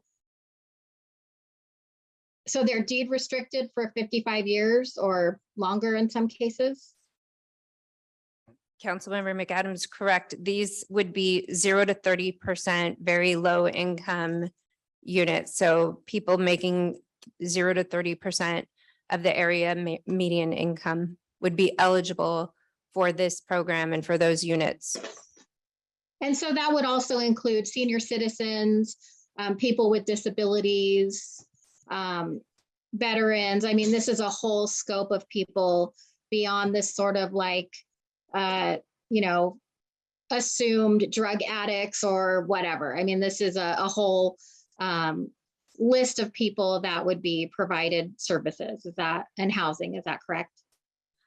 The program would be for people who are experiencing homelessness, and we would look at how the NOFA is set up, but hopefully the NOFA would be for homeless, chronically homeless, people who are experiencing homelessness. So the definitions of homelessness would apply. And does that include if you were, say, couch surfing or living in someone's garage or living in your car? Yes, any type of housing that is not fit for habitation. So couch surfing comes under a different class of homelessness, but those that are homeless, living in a car, living on the street, living in a tent, those would be considered eligible for this program. And if the conditions allow in the NOFA, anyone who can demonstrate that they are going to be homeless within 10 days would qualify. And then this will be my last question. When you did the point in time count, the 29 homeless residents that were counted in Pacific Grove, were those couch surfers or people living in their cars or multiple families in one apartment, or were those people sleeping outside? The people that I counted in my census tract, and I only counted one census tract within the city, what I saw were, and all of the people who would have counted on that day, it is people who are living in their cars or street homeless. Okay, great. Thank you. I appreciate your patience and answers. I'm encouraged, Ms. Wyatt, that you're looking at the whole range of housing programs that the state is offering at this time. Wouldn't it be great if the state would just write you a check, $15 million for affordable housing here, do something good with it. And I'm sure we would find a way pretty quickly to do it without all the strings attached. Councilmember Tomlinson. Thank you, Mayor. Didn't quench my knowledge here on this, the water thing. So Councilmember McAdams is correct. We have water credits set aside for affordable housing if and when a project comes through. You and Mr. Harvey are saying something about a phase, a condition two. Can someone further explain that?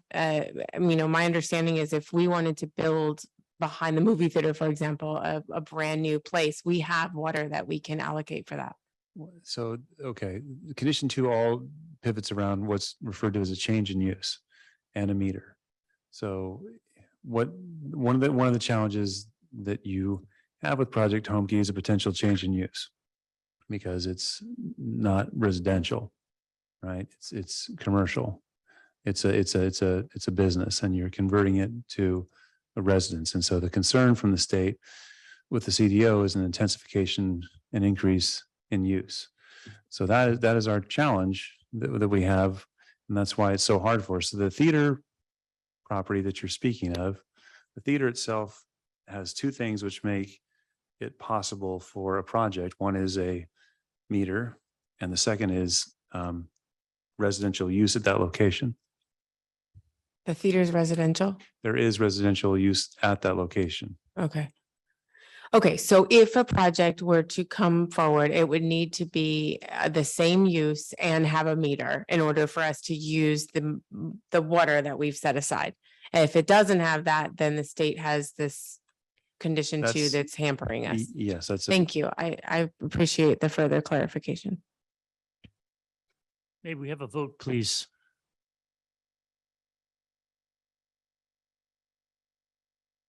Councilmember Coletti, No, not at this time. I believe this is your motion. sir. What's your motion? Who's your motion?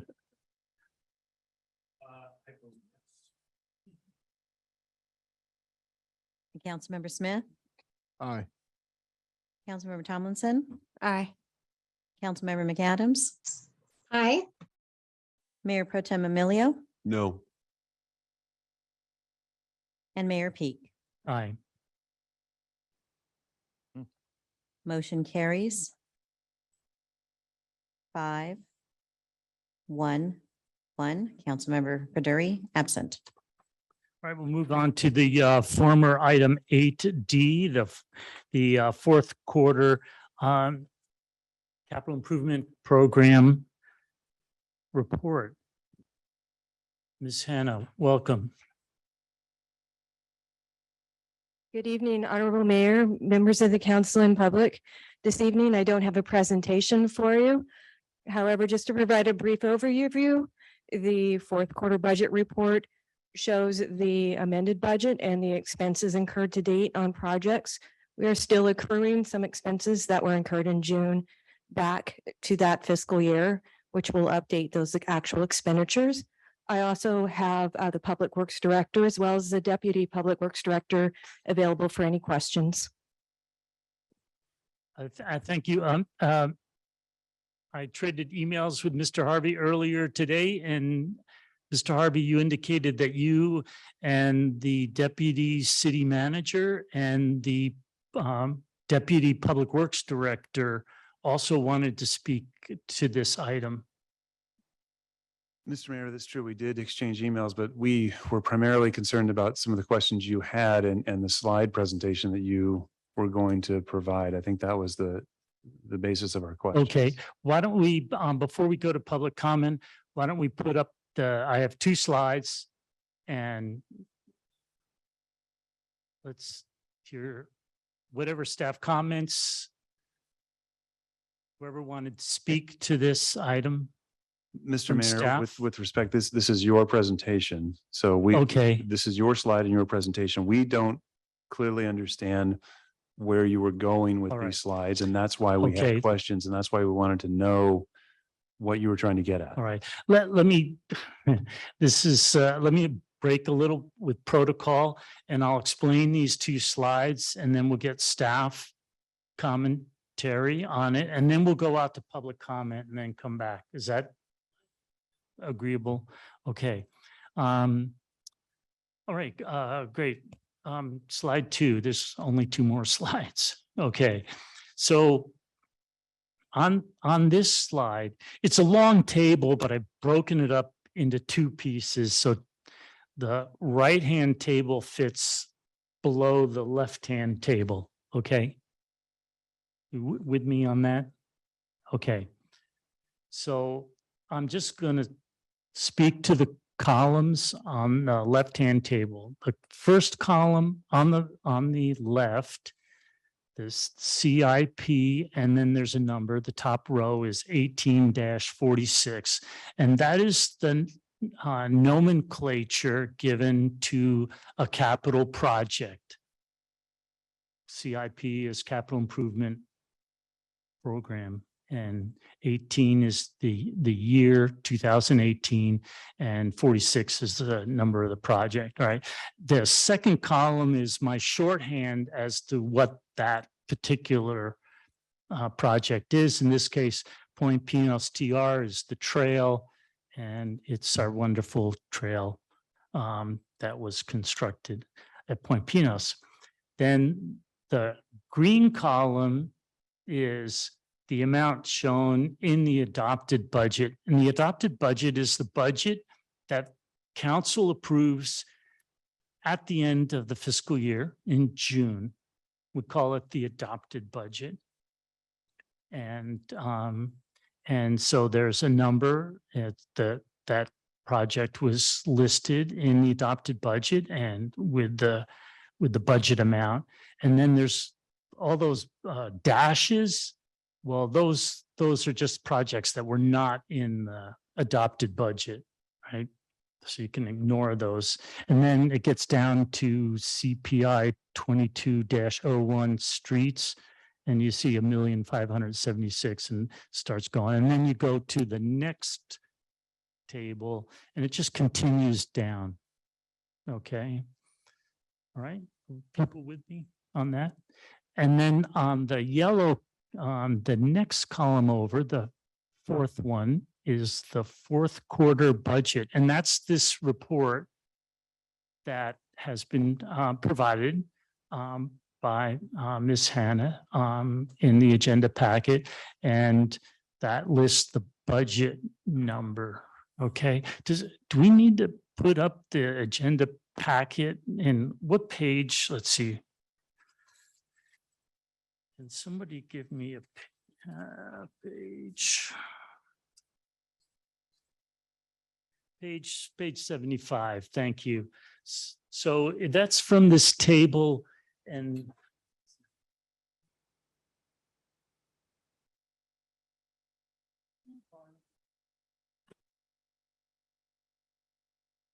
there's this very nice table. It's on page 76. And it says total budget over here on the left. Right, that's that column in yellow. That's where that comes from. Okay.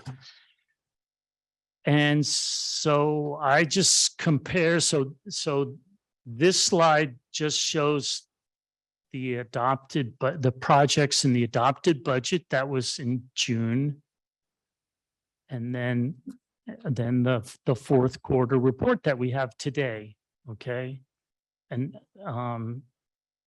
all right, let's go. I'll go on to the second slide, and then we'll go to staff comments. Okay. So what I've done here is to look at the last 3 fiscal years, starting on the left, fiscal year 2019-20, and then the next fiscal year 2020-21, and then fiscal year 21-22. I circled that because that's the numbers in the prior table. The blue adopted budget, that's the total. And then the next to it, the orange column, which is a bit higher, is the fourth quarter budget. And then next to that, I've put the fourth quarter expenditures, just the total. And that also comes from that page 76 in the packet. So three years looking at the budgets listed for the capital programs in the adopted budget, and then the fourth quarter listing of capital projects budget, and then the fourth quarter, the expenses. And as Ms. Hannah just mentioned, it's not, actually, we haven't, what I would call closed the books, layman's terms, because there's still some invoices coming in, but it's pretty close, I think, pretty close to what the total expenditures would be. But they're not final anyhow. So that's my explanation of these two slides. So staff comments on these slides are, was I clear on where these numbers came from? Because they're not my numbers. I did not cook up any numbers. So if I could, I think our question is if there are changes that you want to see in data that we present to you so that you don't have to create charts like this, we can do that. If there's data that's missing, you know, we don't want to come into a public meeting not being clear on what the point is that you're trying to make, or the question, it might not be answered, and that we want to be ready. We were not clear, and that was the point of the exchange. Okay. It was not clear to us. at Understand. all. Okay, excellent. Public comment?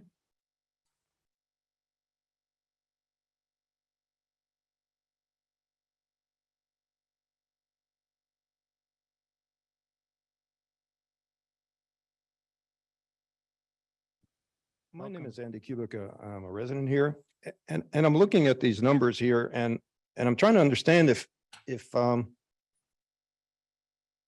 where the money went. I mean, the first one says we going to do PG museum with windows replacement and lead about abatement. We got a budget of $40,000. They said we spent $925. Did we do any work, or were we waiting for invoices? There's no column here that says work was completed, work was 30% done, work was 80% done. It just shows money spent or not spent. That's not the way I'm used to having projects explained. There's no, yeah, another one here says library roof repair, 21,000, but we spent 17. Did we repair the roof? Is it done? None of that is here on any of these charts. Again here, playground equipment allocated $6,173. I don't think any of that was done yet so far. Did we order the equipment? Did we not order the equipment? Making a presentation usually says that we've done a job, we completed a job, or we've not completed a job. And just spending money doesn't say we did a job. And it doesn't say that we spent it, we overran, we didn't overrun. A couple of them, there's very strange, it comes out exactly what we budgeted, which normally doesn't happen. And did we replace the heater at the school? And then for the HVAC replacement on a golf course, was that completed and we were just over budget there? Where we said we're going to spend 25K? Did we get a cheaper machine? Did we get a better deal? It says here we only spent 12,000. None of that information is really here. Another one here is about the Lovers Point Pier. Allocated in the budget was $100,000. Said we spent $3,600. That's a big discrepancy. Did we get a report here at the council for, I think something came out that said we were going to get a report 3 months afterwards. And I don't remember seeing one at the council.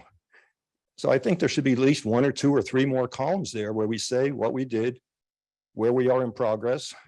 Sometimes you don't get to finish a project in a year and you carry the money over, but that's not stated here in any way, shape, or form. So, you know, I think that should be added to the columns there. So thank you very much. Thank you. Anyone else wishing to speak about our virtual audience? I see no hands raised, Mr. Mayor. Councilmember Tomlinson. Thank you, Mayor. Can, Ms. Sandra, could you please put the slides back up that the mayor showed his, I guess it would be his second slide or the first slide with numbers on it? That one. So I'm trying to understand whether the point in creating these slides was to communicate that this is how it would be better to see the information. And if that's a point, then okay. Or why is it that the 4.4 million was adopted, but 6.8 million was spent in just the fourth quarter? And is it because you have a bunch of dashes and that's why the 4.4 is not totaling to the right number? Or so is the point in doing this math that there's think some money the que- missing? Sounds like questions for staff. I'm not. This- This is not our presentation. Okay, I'll do the best. I'm sorry, repeat the question, the first question. So the 4.4 million in the adopted budget for the green columns that you've added up, why is that number less than what we spent in the fourth quarter alone? Okay, so my understanding, and Mr. Harvey or Ms. Hannah can certainly correct me if I'm wrong. The 4.436 million is that number of new capital projects that are listed in our adopted budget towards the end of the report, and where the funding will come from for these projects. I think why doesn't it list? Are you asking why are there dashes but there's other projects? I'm just wondering why. So we there's spent more all these than the other budget. projects that are ongoing. So my understanding is that when council adopts the budget, there's understandably a lot of projects that are ongoing. Mhm. And we're only approving the new projects in the adopted Mhm. budget, because having the projects, I mean, a lot of cities have 2-year budget cycles, and it helps to cut down on this problem. Is many projects are multi-year, or they'll run over from one fiscal year to another. And with an annual budget cycle, that means that our accountants have to then budget for projects in 2 fiscal years, and expenses come in the first year, and then but it's still being accounted for in the second year. And so that's my poor explanation of why the fourth quarter budget is $2 million more, is because there were these ongoing projects when the budget was adopted, but also during the year. And I was reminded that in October, there was a long list of budget amendments, and it included adding capital projects. So these capital projects, like the last 3, for example, playground, 2 playground in the gazebo, they were added during the fiscal year. So it's a moving target on capital programs. And to Mr. Harvey's point, I think it would be good in the adopted budget to list, hey, just let us know, the public know, that there's all these ongoing projects that have not been completed, and just a list in the back of the budget. So, Mr. Mayor, if I could have the opportunity, I've got the deputy city manager and the deputy director of public works both here. They're in charge of our capital improvement program. And there are some presentations that we make that explain where the projects are, whether they're carried forward or not, all that. And so could we please allow? Okay, well, just let's hold on, council member.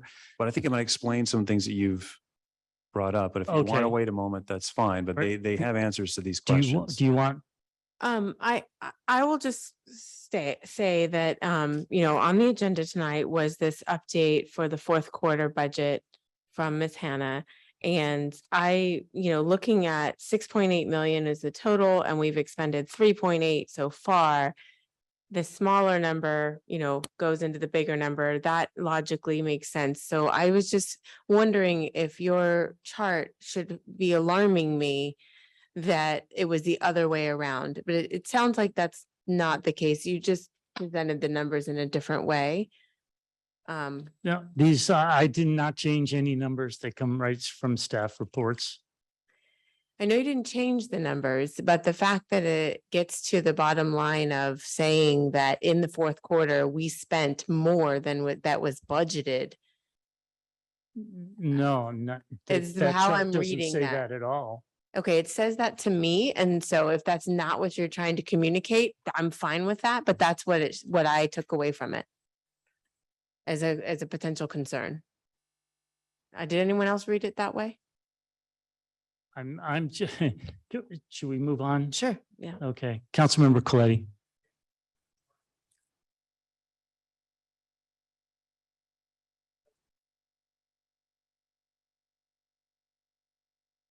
And just for clarification, Your Honor, this is budgeted amounts, right? This is what's actually in the budget. That isn't a report of expenditures per se. Although when the expenditures show up, they're starting to get reported in the fourth quarter budget amendment. Is that right? Yeah, so I think if I understand this fourth quarter report, the expenditures are the total expenditure for that particular project, not necessarily the fourth quarter, or not even that fiscal year. It could, in the case of the projects, the multi-year project, it could be expenditures that have occurred over several years. The way I read this chart, I see the adopted budget in blue, and then I read the fourth quarter budget to mean that is the last amended budget the city made for that current fiscal year. But it doesn't sound like that's exactly what it is. And then the gray is expenditures. I think I understand that. That's the last report of expenditures for capital improvements in that fiscal year.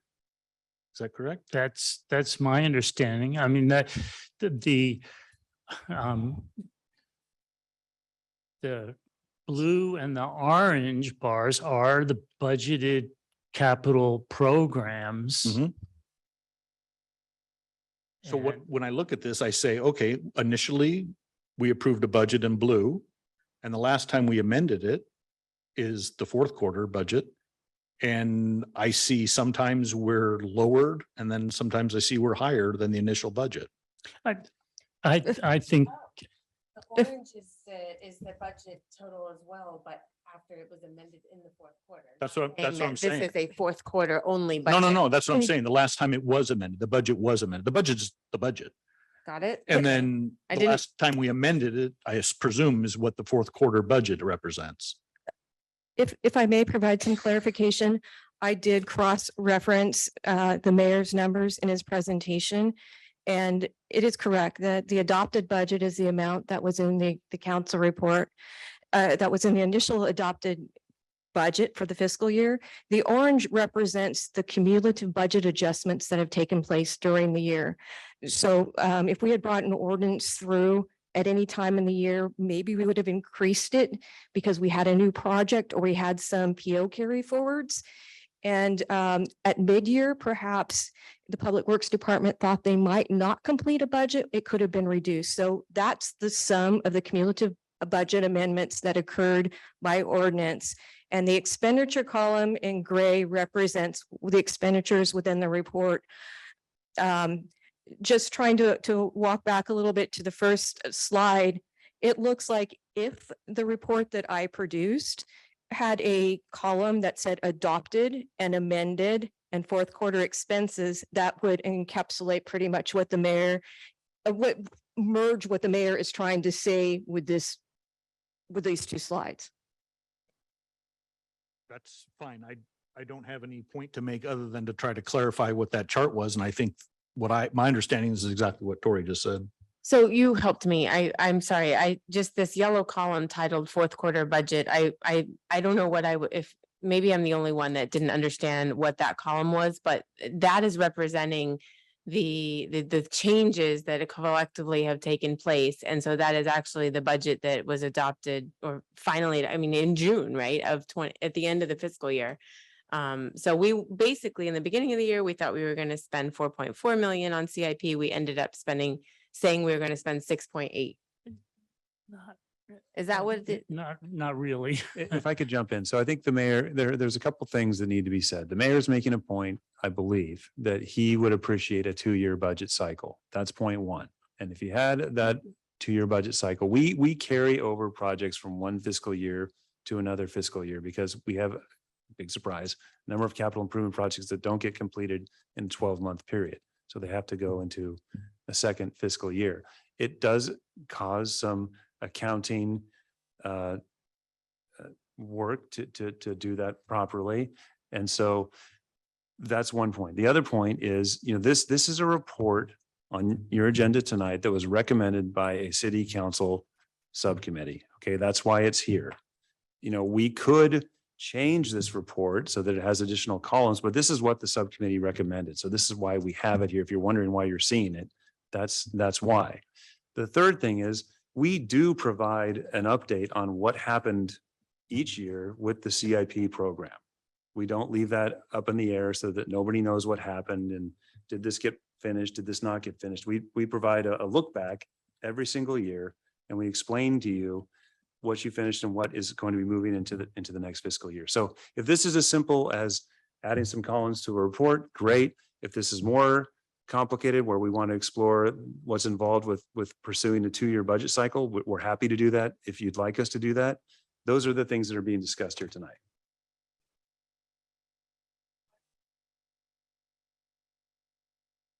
That I would add in relation to staff work that was brought up is our current charter requires us to make changes to the budget by ordinance. So we do have to bring something back if we're officially rolling those funds into the next fiscal year. And the Public Works Department tries to do their best for estimates, but we do that typically in January, February, and they might not have a clear determination of how much might be spent by the end of the year, but they do look at those estimates. I want to be clear. I really like this fourth quarter report. Not that it couldn't be improved, but I really like it. Small suggestion. Let's do it after you've slammed the door shut on accepting invoices. And then we'll have the absolute, this is what we spent on capital projects, which leads me to why I put this 2 slides together. Could you go to the next slide, please? Okay, so it all started with my just wondering well, how much do we spend every year on capital programs? And it's not, and we have a lot of great reports. We have a lot of information, but answering that particular question is at least I couldn't see that there was an easy answer that we spent, X amount of dollars in this fiscal year. I'm not sure it's worth a lot of trouble. And I'm not suggesting a 2-year budget cycle, by the way, not at all. That was the reason that I put this together to try to understand. And I realized that the expenditure, the gray bars on this chart is not the fiscal year 21-22. It's not for one fiscal year, but it could be expenses for some projects that go back several years. So maybe I throw that out as a challenge to think about how do we demonstrate what the city is spending on capital projects and closing up a little asterisk. I like the idea about an asterisk at the fourth quarter report. Hey, these projects are finished. there'll be no more expenditures, something like that. Mr. Harvey? Mr. Mayor, I mean, it seems to me that maybe a simple thing that we could, I mean, aside from some changes to the report, which is totally fine, aside from the timing of this report coming to you, which is also fine.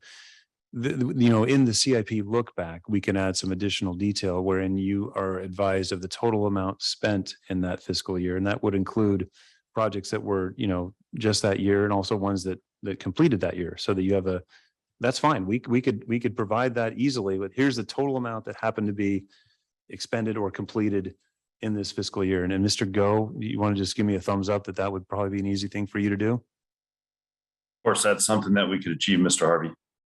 Absolutely. Seeing no further comment, why don't we take, Councilmember Coletti? One last comment. And by the way, I like this report too. And I would like to see a chart like this at our end of year CIP review. But one comment, and I caught this, and then it was mentioned by Mr. Kubik as well. Mr. Go, on the Lovers Point Pier repair, and I believe that contract expired in June 30th. We had a total budget of $100,000, but this report says we've only spent $3,600 as of June 30th. Are there outstanding invoices that we're waiting on? How much work have we done on that contract, which expired at the end of June? Councilmember Coletti, through the mayor, we will be bringing forth the request of the city council to extend that contract. We still have significantly more work to do. We've been working on the project for approximately 6 months.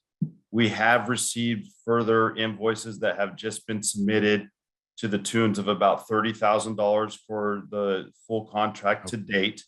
And we've done significant amount of work. We're just waiting for the final kind of preliminary reports for staff to review, and then we'll be bringing those forth for all of the public boards and commissions and so on and so forth to begin their review. So we're still actively moving on that project. Okay, so we've spent about 36,000. You're coming to council to ask for an extension of the contract, and you'll also be providing a report of the analysis performed thus far. Is that what I got from that? Yes, but we'll be asking for a contract extension. Deputy Director Hallaby will be doing so at the August 17th City Council meeting, along with requesting an extension for the George Washington Park Master Plan.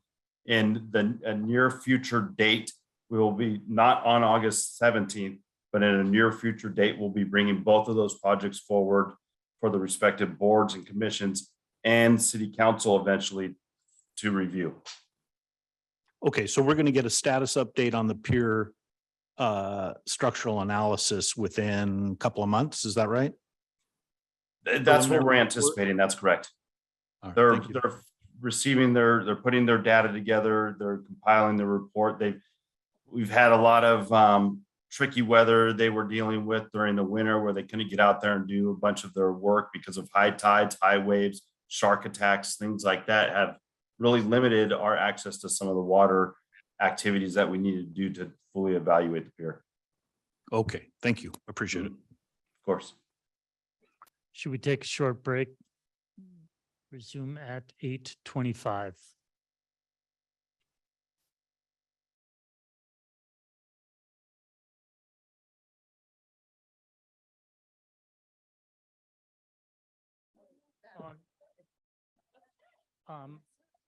All right, if people would please take your seat, we'll resume. We're now hearing the former item.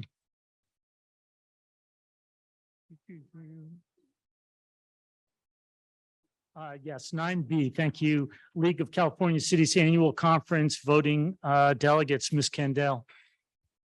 Thank you, Mayor, members of the City Council, staff, and members of the public. I do not have a report tonight. This is the designation of Councilmember Paduria as voting delegate and Councilmember McAdams as alternate. Two volunteers from our council members, and just a submission of the required form to be sent to the League of California Cities. So that's staff's recommendation, and that's concludes my report. Do we have any public comment on this item? If so, please come forward. Anyone from our virtual audience? No virtual comment. All right, we'll bring it back to council. Councilmember Coletti. Thank you, Your Honor. Yeah, I pulled this mainly to create a discussion item for how the process for the League of California conference attendees is implemented. I'm just guessing, based on what I've heard so far, is that some people contacted the city clerk expressing their interest, or maybe I should ask Sandra to tell me how this all happened. That's correct. I get knowledge of who's attending the conference, and then I ask for volunteers, who wants to be the delegate, who wants to volunteer as the alternate. And so I get names that way. Okay, so basically council members are proactive in contacting you, and then you put those names in a hat and Yes. we talk about who's going to be our delegate. I guess what I'd like to see is I'd like to see this come to council and maybe I'm going to push this off on the mayor. Maybe I would ask that the mayor kind of like appointees to boards or commissions, that the mayor decides who would come forward as the people who are going to be attending. And do we have more than two? Do we allow the one who's going to vote, and then the one who would act as backup? I'm not trying to say people can't go. I don't, but I think we should have a policy in place that says this is how city council will decide which members and how. And we even had a discussion about this at our last meeting when we talked about reimbursements. How do you get reimbursed for going to conferences, et cetera? So I would like to see a council policy on how people get appointed, or, because I didn't get an email inviting me to go. I was, and I didn't know I had to be proactive. I didn't know I had to contact the city clerk and asked if I wanted to go. And I didn't know, I wasn't asked to vote on who was going to be our voting delegate. But, it's clear that council makes that determination. And I think we've got a process in place that's, I think it could be a little clearer on how that implement. And do we send someone to a conference who isn't going to be on council, or who isn't running again? Why would we send someone to a conference for a person that isn't even going to be on council in a few months? So all those kind of things lead me to believe we need a policy. Councilmember Tomlinson. Thank you. I kind of feel like there were 2 points that you were making, and I just want to pull them apart, and that there would be one discussion of how do we decide who goes, and then second to that of who would be the primary and alternate voting delegates, because we could send all 7 of us, and then there would be still the chore of assigning the voting delegates. Unless we were to say, no, we're a city that will only send 2 because of this voting part, which is a small part of the conference. My understanding is our handbook explains, at least that's what I learned about it, to be able to attend the conferences. And I think it was also explained to me that anyone can go. It is optional, who wants to go. It's recommended for new council members to go to the new council conference, different than the annual conference. So I don't know if a policy is needed or yeah, I think it's just sort of been, Mr. Harvey maybe wants to add to this. But Really quickly, we short circuited the normal process here a little bit, and you just need to be aware of that. So 2 important things. One, the league sends directly to the council members the information about the conference. And so if Councilmember Coletti did not get an email, I can chase that down, because so each member should get something directly from the league saying, here's the conference, you need to sign up and you need to get your hotel. And our policy is every council member and every department head does their own travel and their own signing up for things. And so each person is responsible for initiating that on their own. Secondly, the league sends out notice to the city clerk and the city manager saying, hey, you need to put on your city council agenda a resolution. I think it's a resolution where you determine who your voting delegate is. Because we only received 3 people that were going, we short circuited it a bit and we said, of those 3, which one of you wants to be the delegate and which one of you wants to be the alternate. So we could have just put the resolution on the agenda, then maybe that'll take the place of a need for a policy. That's the normal process. And you probably remember that from years past. We have an open session item. So thank you. Yeah, okay, thank you. So I would support putting a resolution to decide who to choose and then maybe at that very moment also, approving it. But the PC. but if we're only relying on the invitation from the league, because you get so much from the league, it's easily could be missed. So potentially also just as a friendly, because we don't miss anything from Sandra, like email saying, don't forget, now's the time, make your decision if you're going or not. And then, just a friendly help in that regard so that nobody misses it. And if I still think we should keep it as anyone who wants to go can go to further their development as a council member. That's my comments. Mayor Pro Tem Emilio. Thank you, Mayor. I was just going to reemphasize that I did receive the email, Mr. Harvey, about going to Long Beach. I decided not to go to Long Beach. I just like the Sacramento League of California City because it's closer and everything. That's just my opinion. I did get the information, but I did decide not to go. Councilmember McAdams. Thank you, Mayor.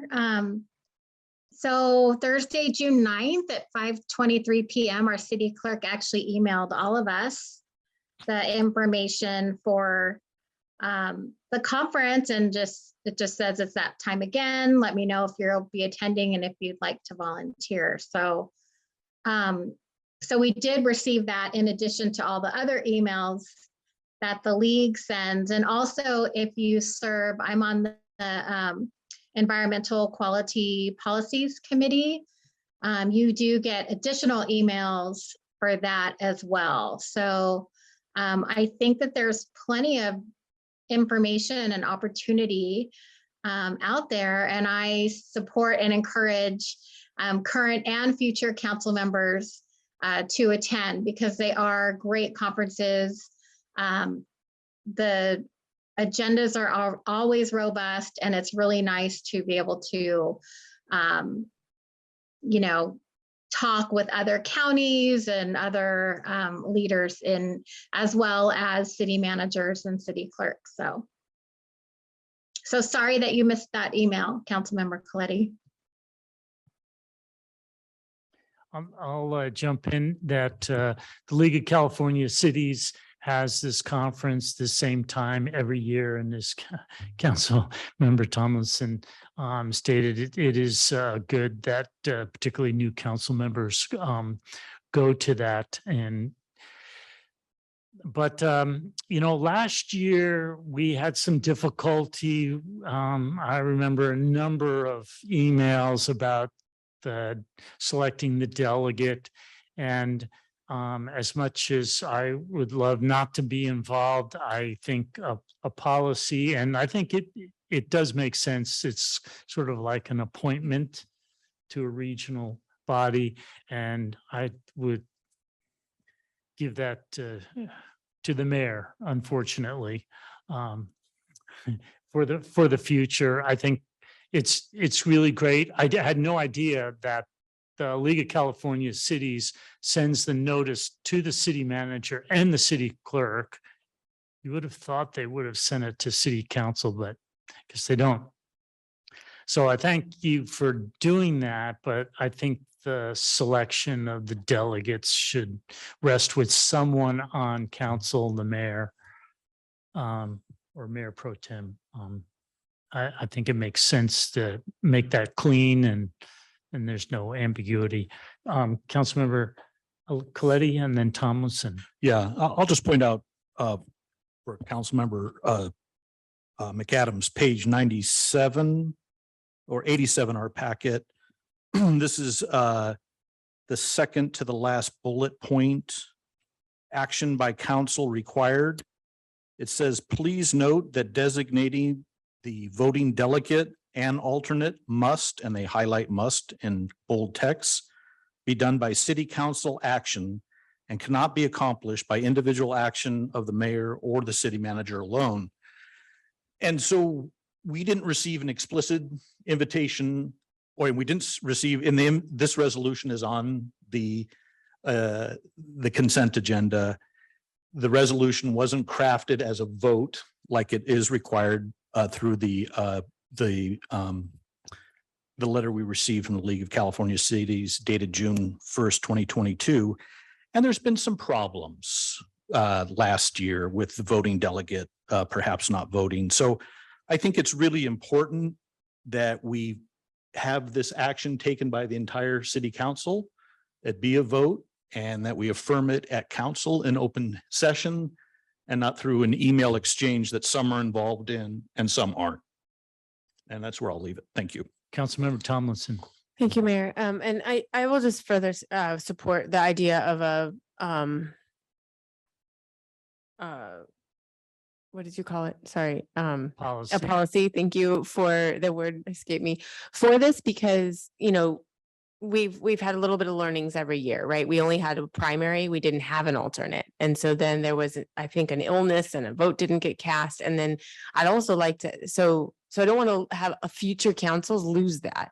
So if we make a policy, they won't, you know, lose that lesson learned, if you will, that we did learn, that we won't, because we now have it, right? A primary and an alternate. We need to make that happen and stick. And then something about coming back and reporting on what you voted on and what happened. I know that that's sort of best practice, and there and Chaps did it last time, but you know, we could put that in the policy too. So Actually, I think it's in our policy already that you go on a trip, you do report back to council. I can't think of where it is exactly, but I'm pretty sure we already have it. You go on a trip on the city's expense, you report on it. Oh, a report. So but you could give a report about your trip to the league and not mention how you voted. You could. Yeah. I'm not hearing any violent objection to seeing a policy come back. I assume Councilmember Coletti is volunteering to craft something. Your Honor, I will just add that it is in the government code that to make a report following a conference. So that's where it emanates. Yes. Perfect. Thank you. So we'll be having some reports here pretty soon. So do we need a motion for this tonight? Yes, yeah. Yes, and it doesn't, I mean, it does say resolution, but it also says that it can be done by action. And I know that it's been done by resolution in the past. And then can be done by minute action. I'll look to our legal. We can. I thought I understood you to say that it's already been teed up for a resolution. Is that right? It says attach either a copy of the council resolution that reflects the council action taken, or have your city clerk or mayor sign the form affirming that the names provided are those selected by the city council. All right, well, then that sounds like it could be either one.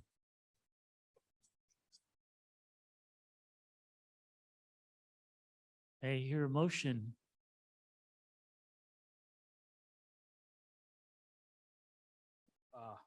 Recommended action. Okay. Second.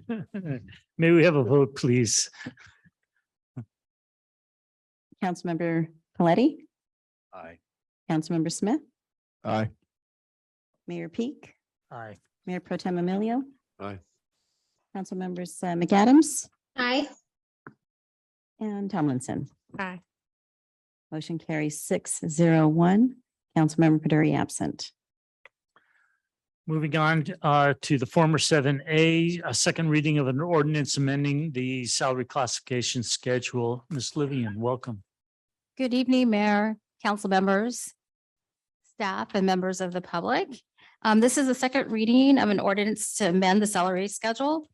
This change would encompass a 3% COLA for most classifications and market adjustments for classifications in the unrepresented management groups that are under the market.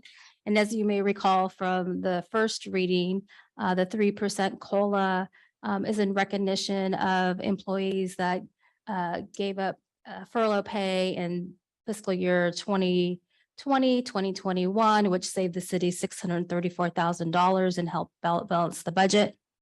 Additionally, the market adjustments is for staff who we last looked at in 2017 and did some market comparisons. We were scheduled to do that in 2020.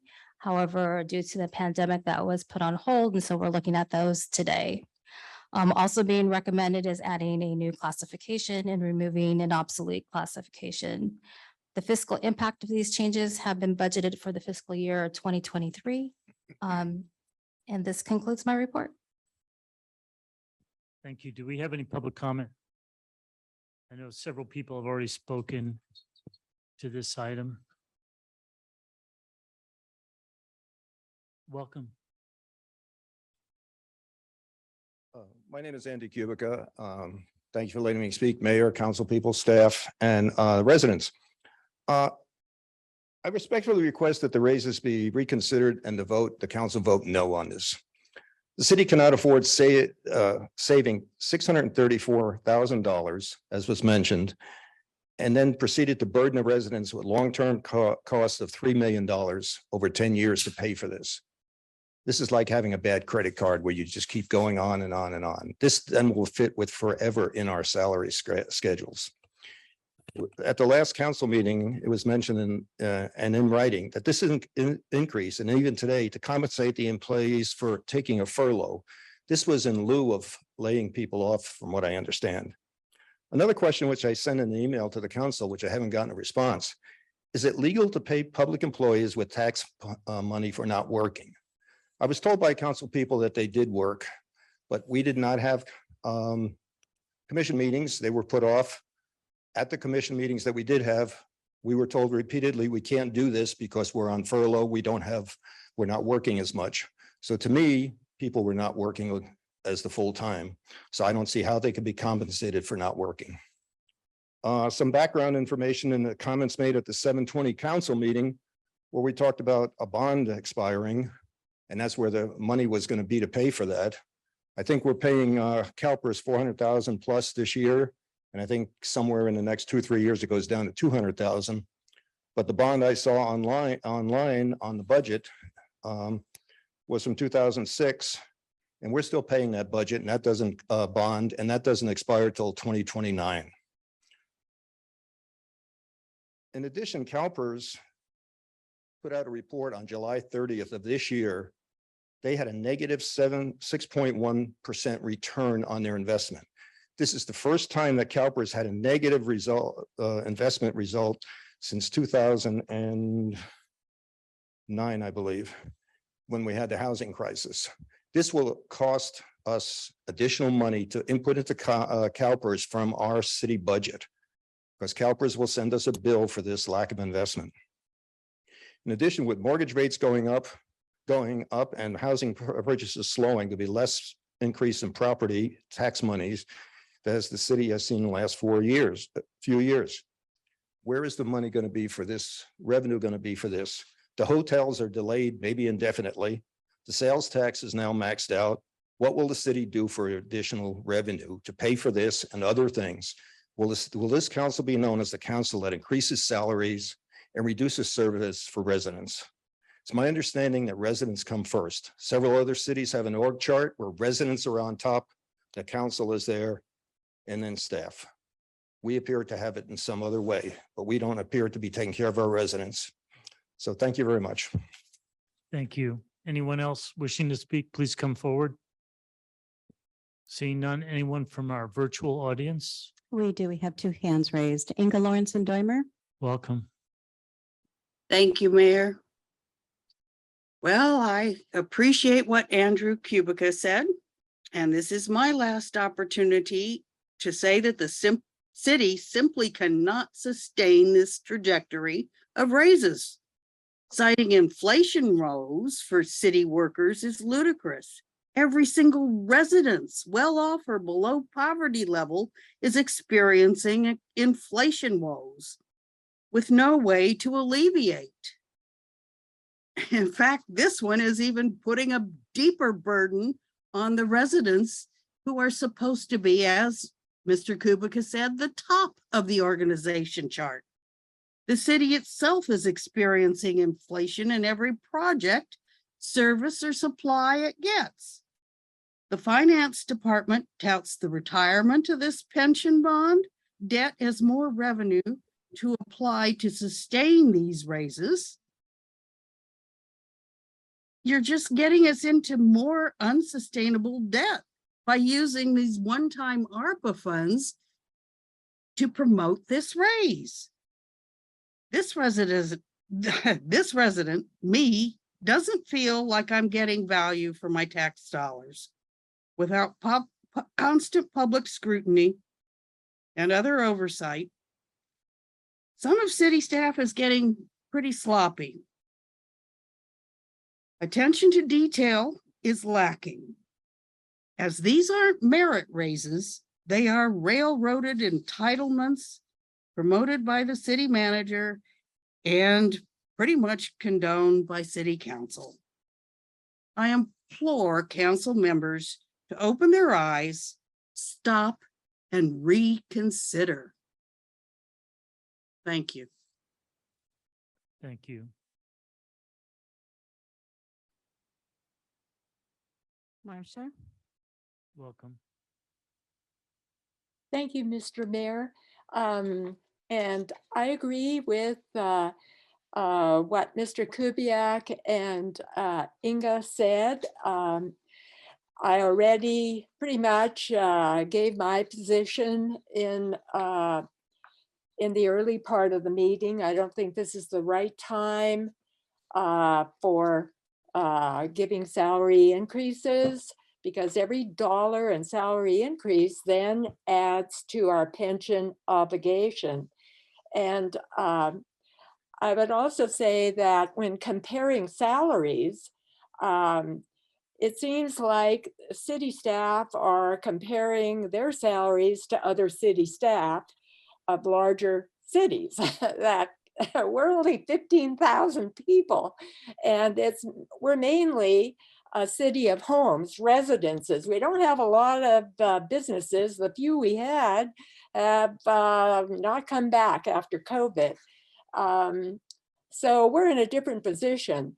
The comparison should be made between city staff, what they earn, which I think they would even admit is pretty generous. The comparison should be to the taxpayers who are not city workers, who work for private enterprise. And Transparent California shows there's a big difference between median salaries of PG city workers and median salaries of taxpayers who will be covering these raises. And to Andrew's point about CalPERS, there's actually a CNN article that came out in July 14th talking about how CalPERS and other public retirement systems are really got hammered in the first 2 quarters. They lost a whopping $220 billion between March and April alone because of the Russia-Ukrainian war, which rolled the stock markets. CalPERS is now starting to leverage some of its debt this month. They've never done that before. Leveraging can help multiply market gains in bull markets, but it can also increase losses during the bear times, which we're in. So I would really hope council would reconsider their vote and say no to the request. Thank you. Thank you. No other hands raised. All right, bring it back to council for discussion.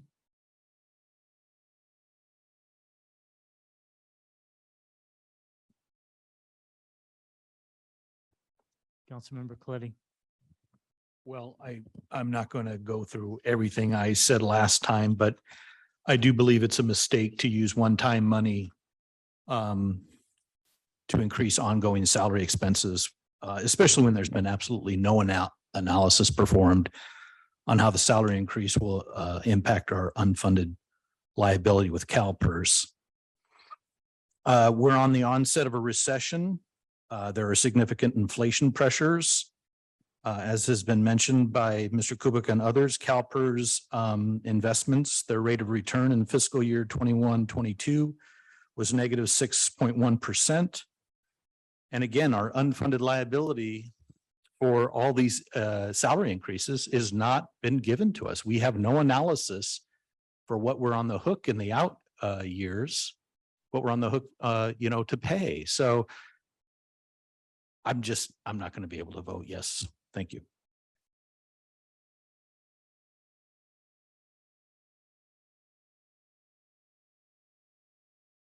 I hear the public comments, and certainly pay increases with the advent of a recession, and people have had hard times with COVID is very understandable.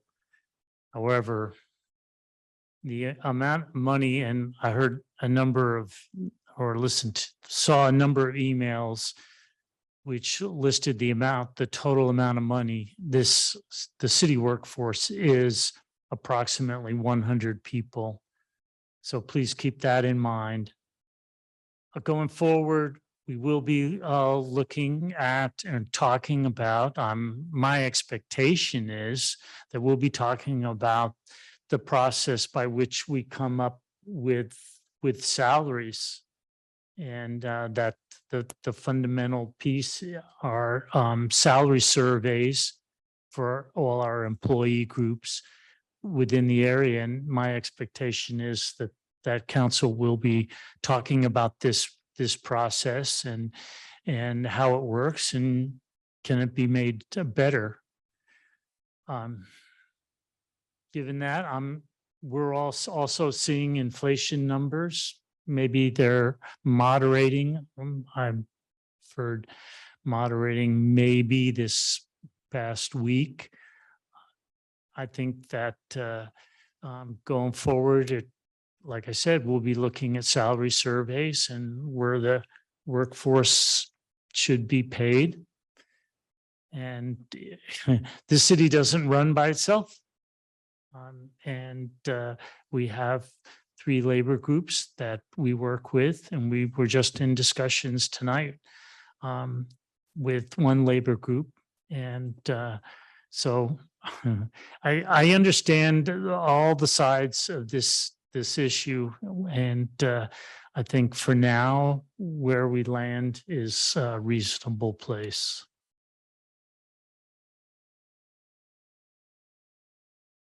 Councilmember Tomlinson, I'm happy to make a motion. please. I move that we, the recommended action for 7A. Second. A vote, please. Councilmember Tomlinson, Aye. Councilmember Smith, Aye. Mayor Peak, Aye. Mayor Pro Tem Emilio, Aye. Councilmembers Coletti, No. McAdams, Thank you to our employees for your hard work. Aye. motion carries 5-1-1. Councilmember Baduri absent. That brings us to the end of our agenda. Thank you for the public, for staff, my colleagues, for participating in local democracy. I hope you all have a good evening. Meeting adjourned. Good night, everybody.